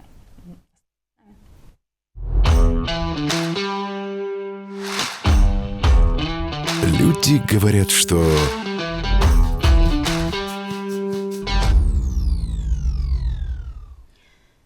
Люди говорят, что у Гагаузии нет политической элиты. Политическая элита, можно согласиться, что почти нет. Потому что сегодня наша перспективная молодежь, те, которые действительно могли бы стать элитой, не занимаются политикой. Они разочарованы, и они живут своей жизнью. Да? Заработать деньги, жить для своей семьи. Поэтому я соглашусь, что у нас сегодня очень сильно хромает. Когда мы воспитуем, мы подготовим политическую элиту, вот тогда и мы вернем всю власть в Гагаузии. А люди говорят, что в автономии больше внутриполитической борьбы, чем реальных дел. Тоже правильно. У нас очень большая внутриполитическая борьба из-за того, что фактически ведется борьба между многими партиями, которая разрывает Гагаузию на клочки. Появление гагаузской партии это исправить, потому что я уверен, что пройдет некоторое время, и гагаузы все поймут, что власть Гагаузии должна принадлежать жителям Гагаузии, что мы дальше должны решать судьбу сами, выходить на переговоры и с центральными властями, и с нашими партнерами из Турции, с Россией, с европейских стран, и делать все возможное для того, чтобы наш регион развивался. И люди говорят, что не получают компенсацию за отопительный период от исполкома. Беда большая. Я скажу, что зачем нужно давать сделать свои собственные программы, выделять какие-то деньги, если с бюджета мы не можем выделять. В первую очередь, как говорится, любой человек, который получит компенсацию и не будет противиться этому, это должна государственная поддержка. Потому что то, что поддержка сегодня есть, я скажу, что многие люди воспринимают это хорошо, что идет дополнительная поддержка с команды Шора, я не знаю кто, откуда, каких банков, что люди воспринимают это хорошо. И мне частенько спрашивают, принимать или не принимать? Я говорю, конечно, принимать. Мы отдали всю власть Гагаузии, пускай они наши должники, пускай платят, все равно придет парламентские выборы, и это закончится. Вы уверены? Я уверен. Что по поводу компенсации от исполкома? Вы как депутат ответьте, почему их нет от исполкома? То есть... Потому что я скажу, что исполком сегодня наверняка, у них, наверное, тоже есть специалисты, которые начинают считать, что в бюджете не хватает огромной суммы. Но на это же заложено 44,5 миллиона леев. Здесь было заложено, а в других моментах, где не хватило, нужно было где-то компенсировать. Но только начинается. Конечно, я был руководителем Приморья, я никогда бы не принимал статьи. Если касается этого года, вот сейчас, потому что мы и в прошлом году не получали. Этого года я скажу, что исполкоме не хватает специалистов, которые могли бы про эту программу все сделать для того, чтобы начинать. Потому что в начале года еще мы деньги свои бюджетные потратили. А вы, депутаты, потребовали ответа от исполкома, почему нет в том объеме компенсация, которая по обыкновению выплачивалась? Об этом мы в прошлом говорили очень много. В этом году фактически мы очень давно не собирались. Вот, надеюсь, что завтра мы соберемся, этот вопрос тоже будет поднят. Поговорите об этом тоже. Людей это интересует. Люди говорят, что не Шор захватил Гагаузию, а местные политики продали ее Шор. Я вам скажу, что продали, не продали, но отдали точно. Борясь, как говорится, с другими, отдали другим, этим. Что мы не хотели социалистов, получили Шора. Люди говорят... Из двух зол выбиралось одно. Люди говорят, что ни Башкан, ни депутаты не имеют права запрещать президенту приезжать в автономию. Нет, президенту никто не должен запрещать приезжать в Гагаузию, и президента нужно и приглашать в Гагаузию. Я коснулся, что Константина приглашал один раз президента в Гагаузию. Вот у нас была встреча, я даже первый выступал. Я, в принципе, даже подсказал, можно сказать, что президенту, что в Гагаузии сегодня нельзя говорить плохо о Востоке, да, потому что, в принципе, и даже прошлые выборы президента страны, где, я скажу, она очень хорошо говорит на русском языке, где она говорила об этом, что будем сохранять отношения и с Западом, и с Востоком, и, в принципе, переходя только в одном направлении, гагаузы православные, русскоговорящие, еще и, может быть, и кто-то со стороны толкает и наводит на эти проблемы. Но я один из тех депутатов, который четко говорю, президент есть президент, выбрали, не оспорили, утвердили, все, президент есть президент. Дальше нужно вести переговоры. И с правительством, и парламент, со всеми. Если есть вопросы, это нужно решать на выборах или же после выборов. Если украли победу, боритесь. Никто не борется, а потом говорят, что незаконные. Люди говорят, что конфликты между Камратом и Кишиневым всегда создаются искусственно. Большинство случаев, абсолютно большинство случаев. Люди говорят, что страшилки, которыми пугают людей, являются изобретением политиков. О каких страшилках идет речь? Об объединении с Румынией, о Европейском Союзе, который заберет наши земли, в случае, если наша страна войдет в Европейский Союз, о потере статуса автономии, о закрытии местных предприятий. Абсолютно с вами согласен. Правильно люди говорят, потому что объединение с Румынией, я был мальчиком, что голова белая, и все румыны на границе с автобусами, все они войдут, заберут нашу республику. Я скажу, что в этом вопросе, конечно, снова же мы должны готовить новое поколение. Это очень большая работа. В Гагаузии должна произойти очень большая работа и чуть-чуть отойти от внутренней борьбы, чтобы все жители Гагаузии понимали, что на этой территории нам государство дало, чтобы мы руководили, мы были хозяевами, мы все время боимся каких-то страшилок и все время идем на поводу. Ну, вот мы теперь переходим ко второй части. Как поняли вы, дорогие друзья, Николаю Харламовичу очень интересно поговорить о партии. Мы предполагали, собственно говоря, потому что была создана Гагаузская народная партия, об этом поговорим. А тут наш режиссер помогает, вернее, напоминает нам, что надо бы попросить вас, друзья, ставьте лайки, если эти дискуссии вам нравятся, подпишитесь на наш канал Гагаuz Медиа в YouTube и будьте в курсе всех наших дискуссий, тех вопросов, которые мы обсуждаем. Ну и, как нам кажется, или, во всяком случае, мы стараемся приглашать людей, которые размышляют о том, что происходит, и, может быть, их мнение интересно и вам. В общем, объединяйтесь вокруг дискуссий, так полезнее будет для развития нас как граждан и государства в целом. Возвращаемся к нашей дискуссии и продолжаем разговор о вновь созданной партии, и не только, да, Лена Федоровна, мы хотели бы поговорить. Да, мы хотели бы задать вам такой вопрос. В конце прошлого года вы объявили о создании новой партии, Гагаузской партии, и представляя на съезде эту партию, вы сказали о том, что вы хотите, чтобы такая партия была создана, вы создаете для того, чтобы Гагаузия получила свободу. И еще также вы отметили, что автономия должна избавиться от влияния республиканских партий. О какой свободе говорили вы и от какого влияния должна избавиться Гагаузия? Ну, скажу в первую очередь, наш девиз нашей создающейся партии, потому что еще регистрация 19 числа мы ждем. Учредительный. Да, в учредительном съезде было. Я вам скажу, что наш девиз такой, что мы не против кого-то, мы за Гагаузию. Поэтому я четко хочу сегодня сказать, что мы не против сегодня Санду, мы не против сегодня Дадона, мы не против сегодня Шора. У нас абсолютно другие интересы. Мы за Гагаузию. Поэтому мы хотим снять влияние всех политических партий. Неважно, кто сегодня в власти, кто в оппозиции, снять влияние на Гагаузию, чтобы они могли нас использовать. Потому что фактически все эти партии, ну, периодически одна партия у власти, потом другая партия у власти. Нас используют, частенько те, которые нас используют, выборы проигрывают, и 4 года Гагаузию бьют со всех сторон. У нас нет инвестиций, нет грантов, ну, нет никакой поддержки, потому что мы неправильно якобы голосуем. Поэтому мы хотим снять этот момент, что нам не важно. Мы тот регион, который, ну, не сможем мы 5-6% голосов решать всю судьбу Молдовы. Поэтому, кто бы ни был в руководстве страны, левые, правые, центристы, неважно, Гагаузия должна начинать решать свои вопросы сама. Гагаузия прежде всего должна объединиться. Единство, будущее, успех Гагаузии — это в единстве, для того, чтобы в дальнейшем решать, значит, все вопросы, касающиеся Гагаузии, самой Гагаузии. Поэтому политическая партия, которую мы создаем, даст возможность в первую очередь не влиять на политику государства. Она даст возможности, чтобы Гагаузия, действительно патриоты Гагаузии, пришли к власти в Гагаузии. Не просто, что на выборах приходят политические партии, их сторонники становятся депутатами Народного собрания, башканом Гагаузии, и фактически потом они выполняют указания своих руководителей партии, которые находятся извне.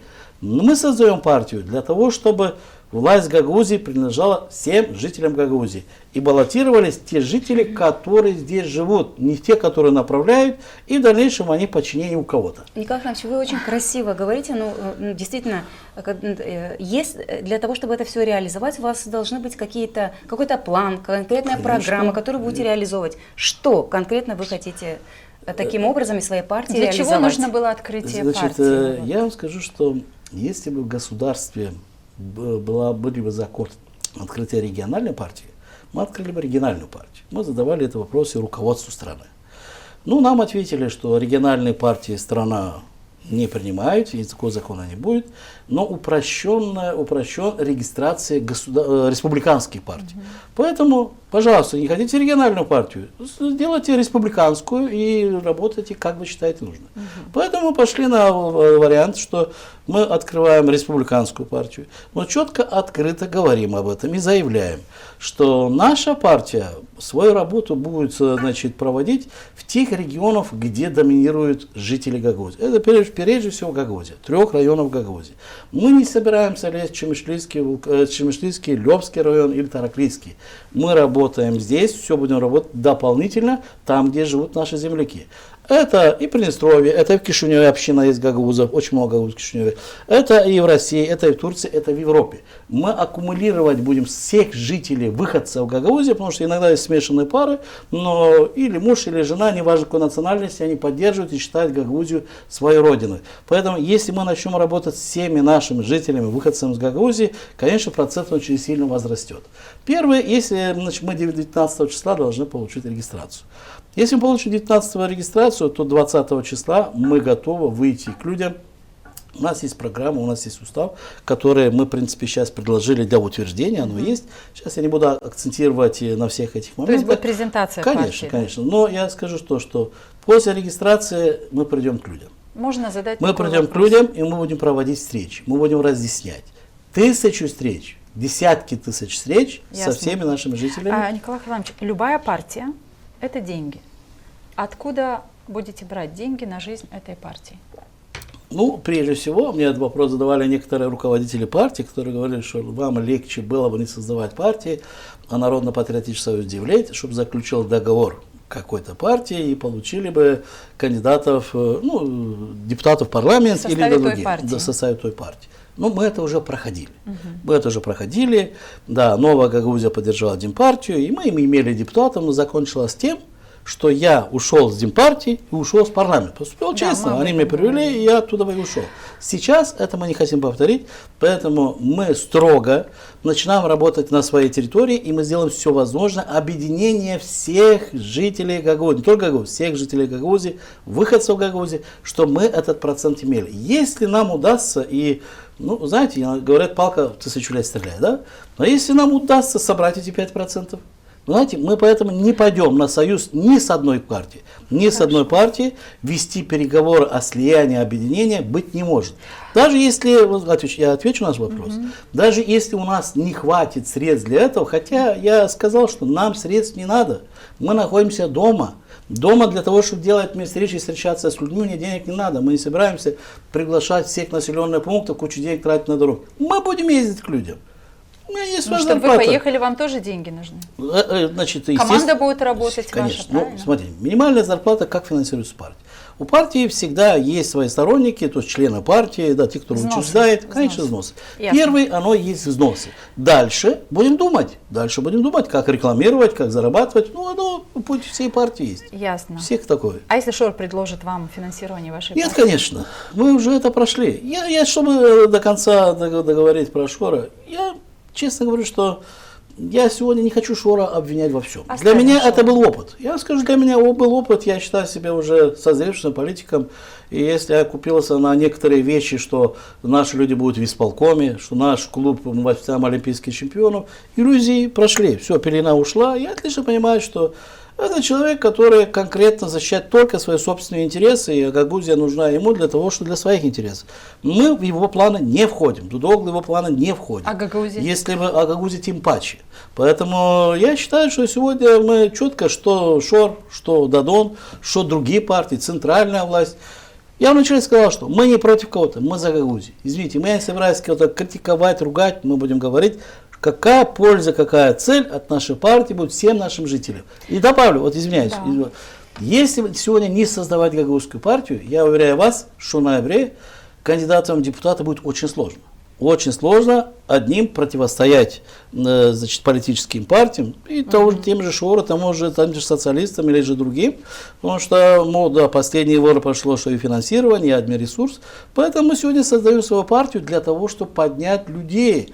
Если в Авдарме будет представители нашей команды, в Авдарме есть очень много родственников и Камрата, Чедрлунги, Вулканеши, те, которые должны подключиться и помочь этому депутату выиграть этот выбор. Коллективно мы сможем где-то выдержать этот удар, и возможно, что в ноябре, если выборы пройдут, к власти придут очень много наших сторонников. Что члены вашей партии которую вы создаете, учреждаете и будете ее презентовать скоро, будут, допустим, в Турции, я не знаю, в Америке вдруг, если там проживают гагаузы. Так? Мы будем совсем, Вы конгресс гагаузов собираете? Не то, что конгресс. Мы изучим каждого человека, кто живет за границей. Мы с ним будем связываться. Представляете, сколько нужно организационного опыта для этого и денег, чтобы это Мы делать? не спишем. Окей, Это не делается за один день, что мы скажите. вот накинулись на все. Что... Мы не спешим каждый день, шаг за шагом. У нас есть время, парламентские выборы. То есть вы их пропускаете? Нет, мы будем участвовать. Мы будем Но вы не участвовать. успеете сделать Ну, это все. Что? Ну не успеем пройти парламент? Ну и что? Не пройдем. Зато мы покажем Окей. себя. И гагаузы поверят, что оказывается, ну не забрали 5%, набрали 2%, 3%. Да, это но тоже уже успех. близко. Николай Иванович, И это поможет нам и на следующих выборах в Народном собрании. Амбиция вполне понятна. Да, у меня еще один такой вот вопрос. Вы говорили о том, что вы постараетесь узнать, где живут гагаузы, Да. и собрать их силы в поддержку вашей партии. Но рядышком с нами, и мы знаем, что сколько их здесь живет гагаузов на Украине, 27-30 тысяч, там тоже живут гагаузы. Да. Как вы думаете, они поддержат вашу партию? С удовольствием поддержат. Я скажу, что у меня всегда было очень много воспитанников именно с Болградского района, Измаильских районов, наши гагаузы с Александровки, Дмитровки, ну, с тех краев. И скажу, что и сегодня, ведь сегодня интернет, она идет информация везде. Очень много звонков с той стороны, и желают удачи. И тут же говорят, что у нас есть родственники, мы будем звонить родственникам, что это правильная идея, правильно, что есть автономия, правильно, что автономией должны руководить именно жители из Гагаузии, что власть не передавать никому-то, не верить больше никому. Да, нужно общаться, со всеми нужно общаться, но не передавать свои полномочия другим. Поэтому я уверен, что те наши земли, которые находятся за границей, в Украине, они нас поддержат. Открою маленький секрет. Я получаю каждый день звонки с многих стран. Вот звонил парень из Чехии, посмотрел учредитель сеть в интернете и говорит, мне очень понравилось.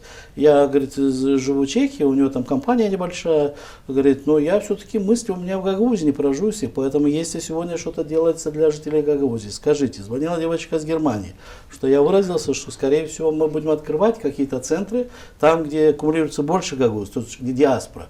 Он говорит, если это идет речь о Германии, я готов сразу участвовать. Мы И поняли, звонят. мы поняли. Я ваш имела в расклад виду, с что партией. я имела в виду, что когда гагаузам, которые живут вне нашей страны, нужна поддержка, мы, гагаузы, ее оказываем? Максимально, что я могу оказать, я оказываю. Я скажу, что я многих людей знаю с Украины, многие приезжают ко мне гости. У нас очень много есть ребят, спортсменов, где мы их принимаем. Значит, я не буду хвалить себя, что я для них делаю. Но максимально, имела в виду автономию, как где регион. но я скажу, они все поддерживают нашу автономию. Николай Иванович, коль заговорили об Украине, невозможно. Гагаузы, которые в Украине уже 3 года подряд, вот скоро будет 3, переживают эту страшнейшую трагедию в жизни страны. И гагаузы автономии гагаузской, и вы как депутат Народного собрания Гагаузии, что сделано для гагаузов в Украине, которые в это сложное время проживают под вот этим трагедийным зонтиком этим? Есть ли связь? Ее же нет. Мы видим, что нет. Ни Башканы, ни Народное собрание, каких-то, во всяком случае, не было видно, не было слышно никаких таких официальных заявлений, поездок в Гагаузию. Как вы думаете, те гагаузы обижены, не обижены? Или что они думают о нас, о гагаузах здесь в автономии? Я вам скажу, что я с тем гагаузом, который говорю, все отлично нас понимают. Потому что есть и большая геополитика, очень большая геополитика, где есть очень серьезные большие игроки. Я против войны, я категорически против войны, против, что ребят забирают на эту войну и погибают, против бомбежек, все остальное. Категорически против. Но есть и другой момент, когда меня спрашивают, кого поддерживаете, я скажу, ребят, давайте так, мы живем в Гагаузии, то же самое, что Шор делает. Давайте вы сейчас маленькую Гагаузию под большой танк не кидаете. Там мы имеем свое собственное мнение. Что я, например, когда идет речь о этой войне, я частенько вспоминаю саму Гагаузию, 90-е годы. Когда к нам пошли волонтеры, обкружили Гагаузию со всех сторон, и к нам пришли генерал Зайцев с десантниками русскими, которые, в принципе, остановили эту войну. Не придя они тогда сюда, наверняка по сегодняшний день у нас бы гагаузы тоже воинственный народ, то наверняка эта бойня шла по сегодняшний день. Поэтому я не хочу сильно касаться этой темы, не из-за себя, из-за того, что не причинить какую-то даже малейшую проблему для нашей маленькой родины Гагаузии. Потому что мы зависим сегодня очень сильно от европейских грантов. Зависим. Мы сегодня зависим и от России, потому что в России очень много наших жителей живут. У меня даже дочь там живет. Мы не можем от них отказаться. Мы не можем отказаться от наших украинцев, друзей, которые живут в Украине. Поэтому естественно, что Гагаузия не должна играть, как говорится, популистическими речами, что вот мы сделаем то-то, натравить на Гагаузию как хочешь. Давайте помогать Гагаузии. Я согласен. Я, например, как человек, я как человек, я помогаю. В Народном собрании я являюсь оппозиционным депутатом, который, я скажу, мне даже стыдно об этом говорить. Но я в Народном собрании сегодня имею наверняка одного коллегу, которым 2 человека.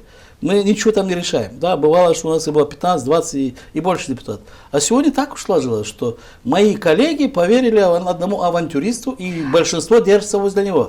Конечно, эти вещи, которые должны быть, конечно, Гагаузия должна говорить, должна встречаться, выезжать в Одесскую область. Я помню Но какой-то депутат, даже 1 или 2 могут предложить это. Харламенко, Народное собрание выезжало в Одессу, заключало даже договор с ними от отношений. Мы сейчас конкретные вещи. Вот, то есть я ответил. Нет таких предложений, и мне кажется, те Гагаузия кардашла, и кардаш берберне, демис геополитика, ярдым тарафында. Я вам скажу, что вот не хотел договорить. Но Украина там тоже немножко не так одинаково. Да, там есть, я скажу, несмотря, что идет война на Украине, но не все наши жители Гагаузии на одной стороне. Там тоже есть 2 стороны, чтобы вы знали. Это, поверьте мне, что там есть. Но я снова же не хочу касаться их личных дела, им решать свою судьбу. Я против войны, я никогда не поддержу. Я не могу сегодня, как говорится, критиковать, кричать России плохо, потому что я вспомню, когда они спасли Гагаузию. Но это большую войну, геополитику оставим для больших игроков. Мы маленькие игроки, чтобы не причинить себе же здесь какие-то серьезные проблемы. Наш вопрос был о том, гагаузы гагаузам. Ну, закроем, ваша позиция понятна. Идемте дальше. И дальше, знаете, что вы рассказывали о партии, о том, как вы ее собираетесь масштабировать, скажем так, да? И мне тут вспомнился 2019, по-моему, напомните. И если можно нашего режиссера попросить, у нас есть видео, когда создавалось в 2019 году вместе с Валерием Яниогло вы создавали «Наш Буджак». Или мы говорим о болгаро-гагаузской партии. Болгаро-гагаузская – это «Наш Буджак». Да? Нет, давайте посмотрим на эти видео. Вот они, Девлет проводил свой 2-й съезд, на экране мы видим. Это не Синеоглу, это мы не делали это ваш Девлет, это была попытка создания гагаузско-болгарской партии, где мы предлагали руководителям Янака. Игоря Янака. Но мы столкнулись с теми проблемами, что для того, чтобы регистрировать в то время партию, нужно было с 18 районов Республики Молдова собрать определенное количество учредителей. Но Девлет вы вместе в Девлет были вместе с Валерием Яниогло? Конечно. Да. Он был моим заместителем. Окей, смотрите. Он и сейчас является Девлет заместителем. Посмотрите на эти кадры, то есть достаточно объемно, это в Кангасском, наверное, да, Доме культуры Кангаса или я? Девлет проводит свой 2-й съезд, вас так много, то есть чувствуется в кадре, в картинке, скажем, да, какая-то такая мощь, мы видим людей разных возрастов, есть лица, которые довольно известны, вот и Янака, о котором вы говорите, доктор юридических наук, преподаватель Камрадского госуниверситета, активный гражданин своей страны. И сейчас, когда мы смотрим на ваши, вот посмотрите, в президиуме тут сидят люди, о которых вы говорите, и сейчас, когда мы посмотрели на кадры, создавали вот сейчас съезд учредительный вашей этой новой партии, людей в зале мало. Нет. Средний возраст, сейчас дайте договорить вопрос, если можно. Правильно поняли. Да, средний возраст людей довольно, что там мы с Леной Федоровной просматривали видео, фотографии, определили, что, наверное, за 50 даже. Нет молодой силы. Как вы намерены эту партию двигать без молодежи, без каких-то видных, известных, есть лица известные, не говорим о том, что их нет, но нам показалось, что это очень мало для того, чтобы мощно зайти как новая партия в Гагаузии и сделать, выполнить те задачи, о которых вы говорите. То есть нужна какая-то мощная сила. Нам показалось, что ее нет. Так? Нет. Значит, я, честно говоря, думал об этом, что люди неправильно поймут. Мы учреждаем партию. Нужно 1200 учредителей. которые бы дали документы, все остальное. Дальше из этих 1200 учредителей мы должны пригласить делегатов на съезд. Мы вообще должны были пригласить 120 человек. Но мы пошли на то, что пошли, как говорится, форму изменили, которые, возможно, в Кишиневе могут на это обратить внимание. Мы пригласили 240. Мы пригласили 240 делегатов, но несмотря, что мы не приглашали, все равно пришло 350. Нам нужно было на этом съезде... Интерес высокий. Нет, нам на этом съезде было, чтобы были конкретно только наши делегаты, приглашенные, что они, как говорится, мы их визировали, что они есть, подписывали эти документы, ушли на регистрацию. Речи не было, чтобы провести учредительный съезд с полным залом, это в будущем. Поверьте мне, что если 1200 человек стали учредителями такой сложной ситуации, с одной стороны ШОР, с другой социалисты, третья власть, то они все-таки дали свои подписи, открыто. Поверьте мне, что зал 404 человек мы бы забили. Вот следующий съезд после регистрации, мы проведем не в Камрате. Мы проведем его тоже в Кангазе. Я уверен, что будет даже не столько человек, еще больше. Очень много, очень много людей, которые, например, молодежь, которые полностью поддерживают и даже подписались, но говорят, раньше времени. Вдруг вас не зарегистрируют. Зачем мне нужны эти проблемы? Я работаю там-то, там-то. Ни в коем случае мы не хотим ни одного человека. А что, это как-то проблемно для Конечно, человека, если он подписался? Конечно, проблема. Проблема. Одни говорят, не дай Бог узнают, мне не дадут эти деньги, которые дают что. Другой, я работаю на той-то службе, кто знает, вашу партию вдруг центр сегодня начнет мочить со всех сторон и выйдет на меня, что я работаю в государственной службе. И меня снимут с работы. Есть много проблем, много проблем. Есть такие... Конечно, есть. И поверьте мне, что здесь и доля правды есть. Вот мы говорим так, но вот, например, в некоторых организациях после выборов часть людей отправили домой. Какие причины, неважно, причина находится. Не буду лезть я далеко в эту систему, но так даже если... в команде есть очень много и политиков, те, которые сегодня не в первых рядах. Да, вот назову даже некоторых. Да, например, возьмем Калчу Георгий Иванович из Тархаков, Бузаджипи вице-президент, да, которые, они сегодня, они были на круглых столах, но они не вошли сегодня в делегат, которые говорят, а давайте посмотрим, что у вас получится.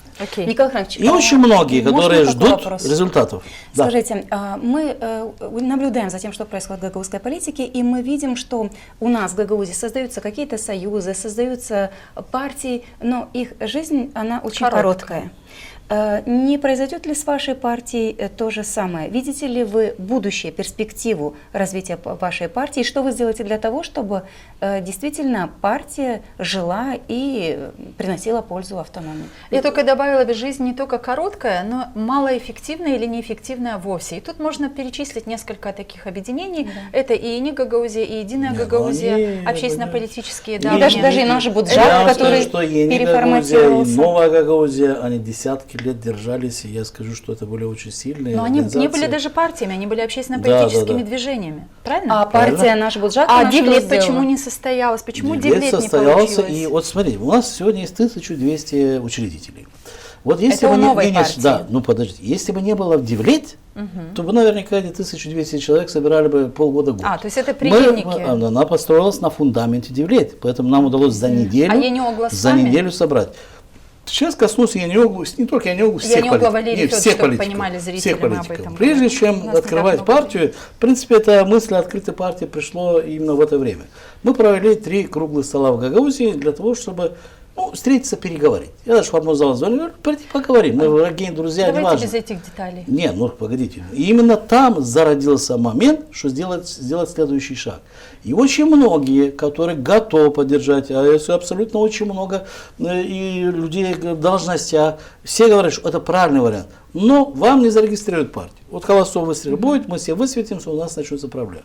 Поэтому первых шага пошли те люди, которые ничего не боятся. Вот вы говорите, которым ничем не испугаешь. Но есть второй эшелон, который высветится после 19-го, когда реальность пойдет. Реальность пойдет, и все воспринимают, что у нас начнется завтра война с центром или война с шором. Мы не начнем воевать ни с центром, ни с шором. Понятно. Я сказал, что мы не против кого-то, мы за Гагаузию. Хорошо, вопрос вот в чем. Ведь наш Буджак, который был создан, то есть это была партия, которая была создана здесь, и на нее тоже были большие надежды. И вы имели отношение к этой партии? Нет. 2019 год. Я не входил в эту партию. Да, есть часть наверняка моих сторонников, которые вошли. Ну, вот Я Валерия Федоровича уважал и уважаю. Я скажу, что идея создания этой партии была полная заслуга одного человека. Валерия Федоровича Яньоглу. И я скажу, он открывал эту партию, наверное, полгода. Он очень много ездил, ругался, сделал все возможное и невозможное. И я никогда не претендовал... Это уже была Гагаузская партия, Это не поясняю? Гагаузская партия, это республиканская партия. Республиканская Да. партия, созданная Да, сейчас, да, вот, да. ну, Нет, в ну, последние 19-й год. за последние Когда годы. Яньоглу принимал решение, поменять лидера Тарлева или что остальное, я в этом не участвовал, даже об этом не знал. Но я снова же я не обвиняю Яньоглу, значит, потому что он был руководителем партии, он предлагал какие-то программы, документы, я в этом не участвовал, я не знаю, даже эти программы не знаю, я их на встречи не приходил. Я единственный раз был, когда оно учреждалось, для меня было интересно, как оно будет поддержано, нет. Я скажу, что может быть, они считают, что это правильно, что все-таки она была не гагаузская, а республиканская партия, работала во всей территории Республики Молдова с молдавским лидером Тарлевым. Я желаю им удачи. Но у меня она совсем другие цели. Начиналась эта отсюда. партия У нас здесь. и партия регионов начиналась с Гагаузии, Формузала, потом тоже она исчезла. Сегодня я не могу сказать, пускай не обидится Валерий Федорович, уважаю этого человека, что эта партия уже не совсем гагаузская, потому что его руководитель не с Гагаузии. Вот, и вопрос Да. относительно Нашей этого. партии, вы коснулись на гагаузской партии. Значит, гагаузской партии мы сегодня предусматриваем все варианты.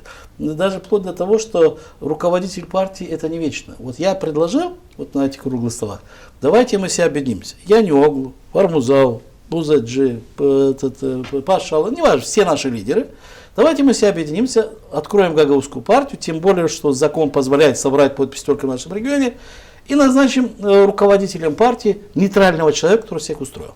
Мы шли к этому, я был уверен, что именно так. Но в конечном итоге, когда все чуть-чуть где-то перестраховались, было решено, что создать на фундаменте девлет. А руководители сказали, что Николай Иванович, есть его сторону, мы никого не поддержим. Давайте, вас вы предлагаете, беритесь впереди. Ясно. Только так. Знаете, какая мысль возникает? Вот наш Буджак, сейчас о партии Валерия Яньогла, была создана здесь, подписи тоже собирались здесь, и у гагаузской общественности была такая надежда, что наконец-то есть партия, которая в основном-то отсюда начинает работу, да, она будет республиканской партией, но она начинает работу отсюда, она будет больше заботы проявлять, и об этом говорили, в общем-то, какие-то выступления, в том числе Валерия Федоровича Яньоглу.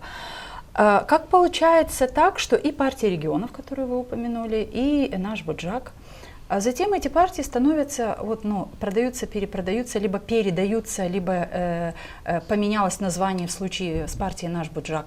То есть начиналось-то слово «Наш Буджак» для того, чтобы объединенно на это посмотрели гагаузы. Правильно я понимаю?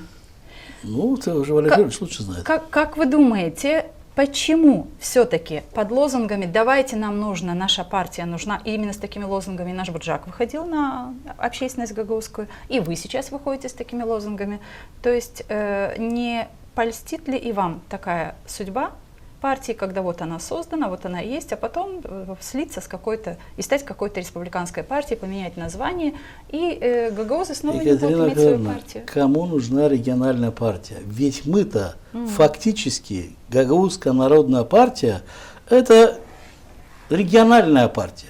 Наш Буджак, Формузала, Патриоты, она создавалась сразу, первоначальная работа по всей Молдове.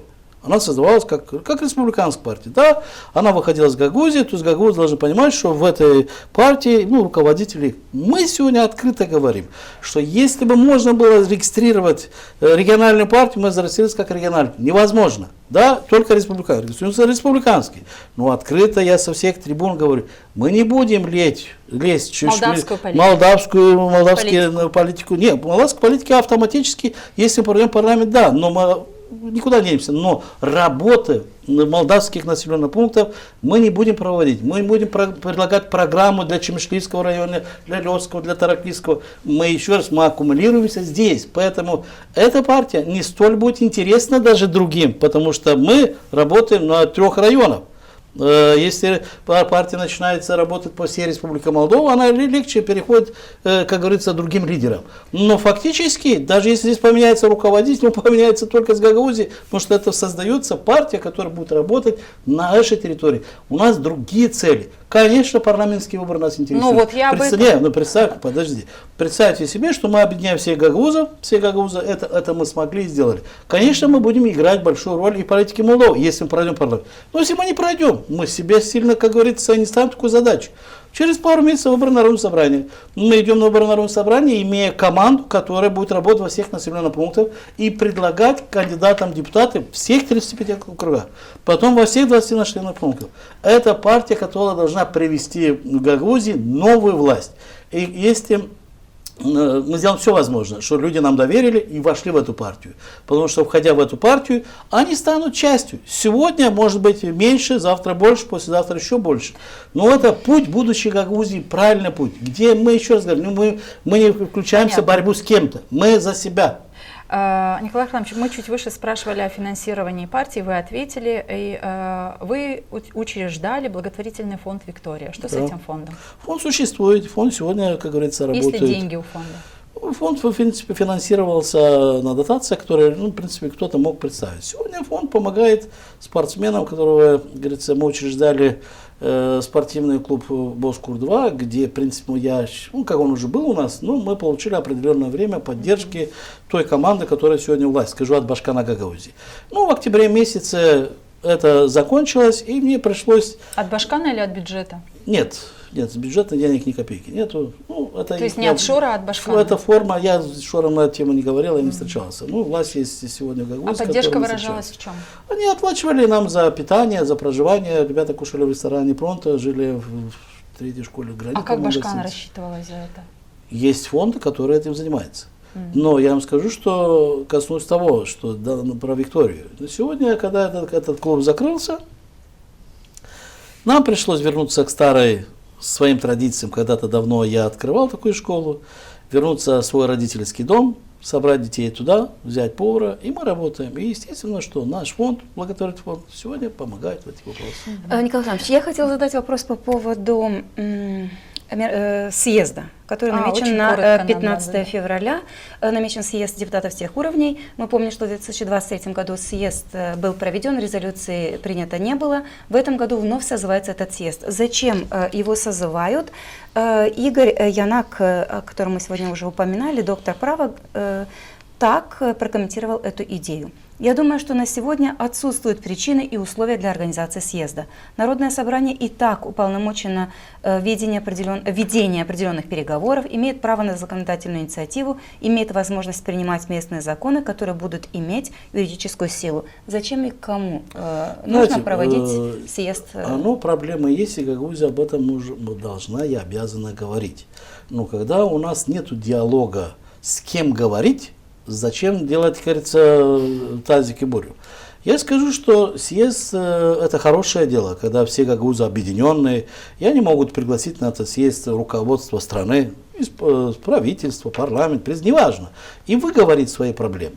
Вот у нас недавно были такие встречи, была создана группа депутатов Народного собрания, депутатов парламента, нас даже приглашали в Турцию для того, чтобы мы подняли все наши вопросы. И мы подняли, я 6 вопросов сам лично поднимал, где выговорили нашим коллегам. Они все это расписали, взялись для того, чтобы их решать.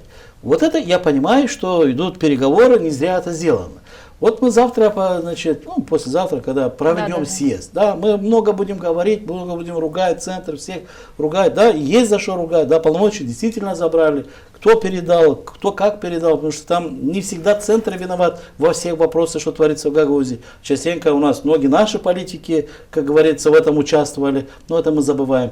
Но я считаю, что в данный момент нету необходимости этого съезда, в Гагаузии нету единства, одинакового мнения, чтобы выйти с единым мнением. А сегодня я считаю, что Константин снова пытается нас ввести в какую-то свою личную игру. Может быть, это его игра, может быть, еще кого-то эта игра, и втянуть всю Гагаузию. Конечно, мы не можем не участвовать в этом съезде, чтобы нас не обвинили, что мы не являемся, как говорится, патриотами Гагаузии. Но выступать какой-то активная политика, критика против кого-то я лично не намерен. Я на прошлом съезде выступал, но сейчас я выступать не То есть буду. вы поучаствуете в Егоре Конечно, Константинова? если мы там не будем участвовать, они вообще там не знают, что натворят, да. Еще, возможно, такие вещи, которые потом Но невозможно вы заранее будет знаете, исправить. что вы не будете не выступать. Я не буду А как вы выступать до будете тех пор, участвовать, если не будете пока эти разговоры не перейдут на какие-то конкретно активные действия против Гагаузии. Ведь там могут приняться такие решения, которые мы все должны участвовать. Если это собирается принять 1000 человек, я встану и скажу: не, подождите, не 500 человек, 1000 человек, вся Гагаузия. Ну, я, насколько понимаю, Константинов эти вещи делает, снова начинается какая-то игра, наверное, большая геополитическая игра на всю республику, и почему-то начинают ее с Гагаузии. Потому что те вещи, которые они завтра будут принимать и предлагать, это уже лет 20 мы об этом говорим.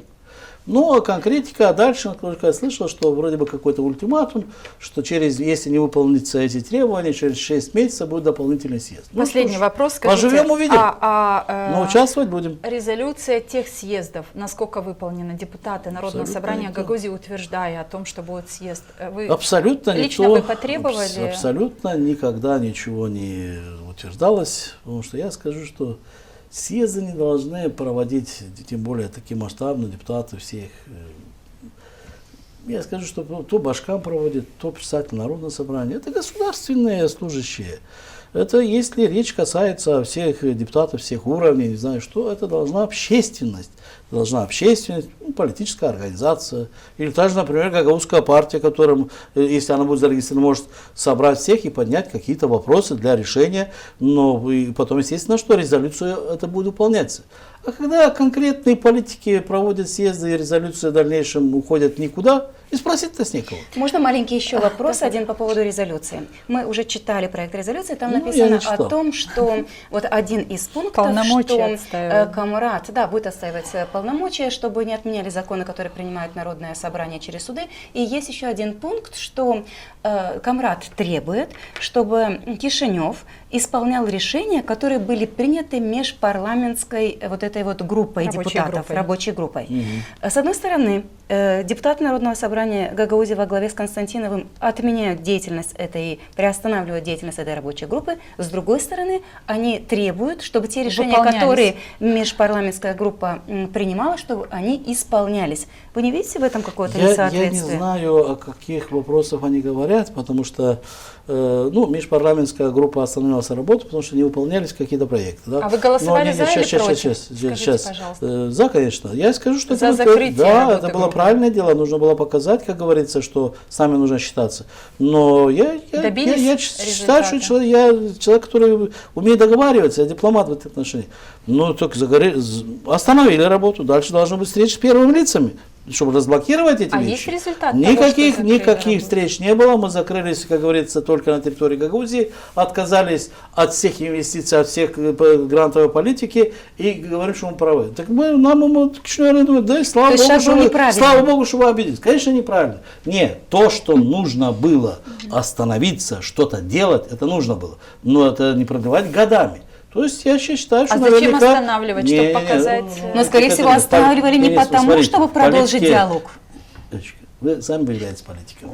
Я что в политике, если вопрос с одной стороны не решается, вот есть два человека, да, мы договариваемся, с одной стороны решает, тогда процесс останавливается, и мы ищем третьего человека, который должен нас где-то подсказать, кто прав, кто не прав. А кто должен был искать этого третьего? Руководство страны. Вот когда прекратили отношения межпарламентской группы, должен был Башкам, председатель Народного собрания или группа, неважно, создаться с Гагаузией и встречаться с первыми лицами и поднять все вопросы, которые не решались, и кто виноват в этом. Но никто не хочет встречаться с властью.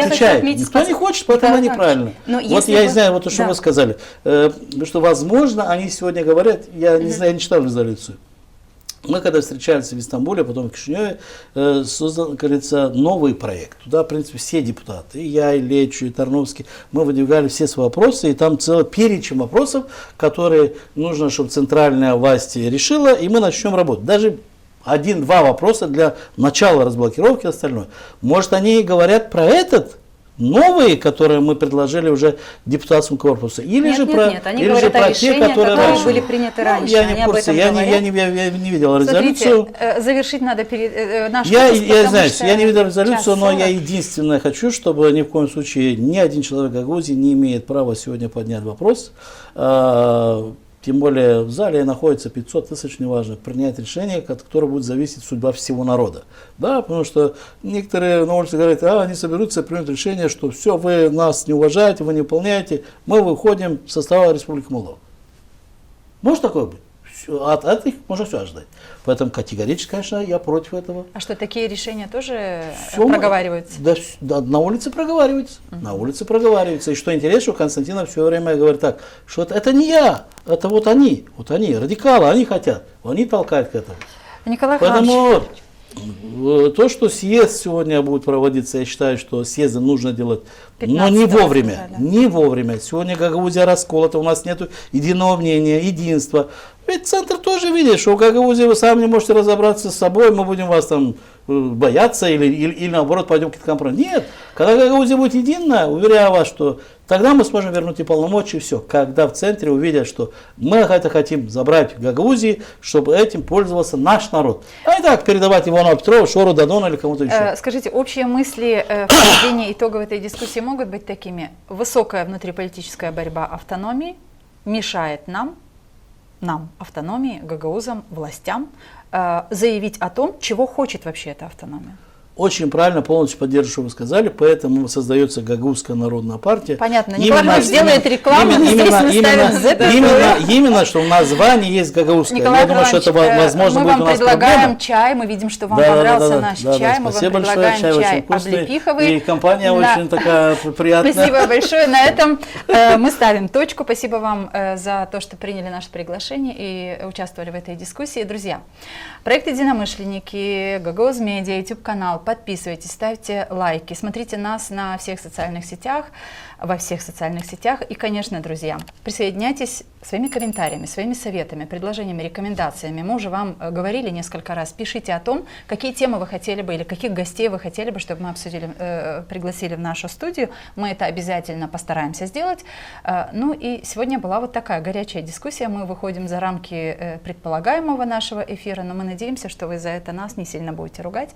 Смотрите частями, но смотрите всегда дискуссии единомышленников, потому что мы про Гагаузию, про Молдову, про страну, про объединенность и вообще про единомышленников. До встречи. Мы все хотим достойных условий жизни. Мы все хотим качественной медицины. Мы все хотим хорошие дороги и коммуникации. Мы все хотим высокие зарплаты и пенсии. Мы все хотим, чтобы работали законы. Мы все хотим лучшего для Молдовы, и это нас объединяет. Значит, мы единомышленники.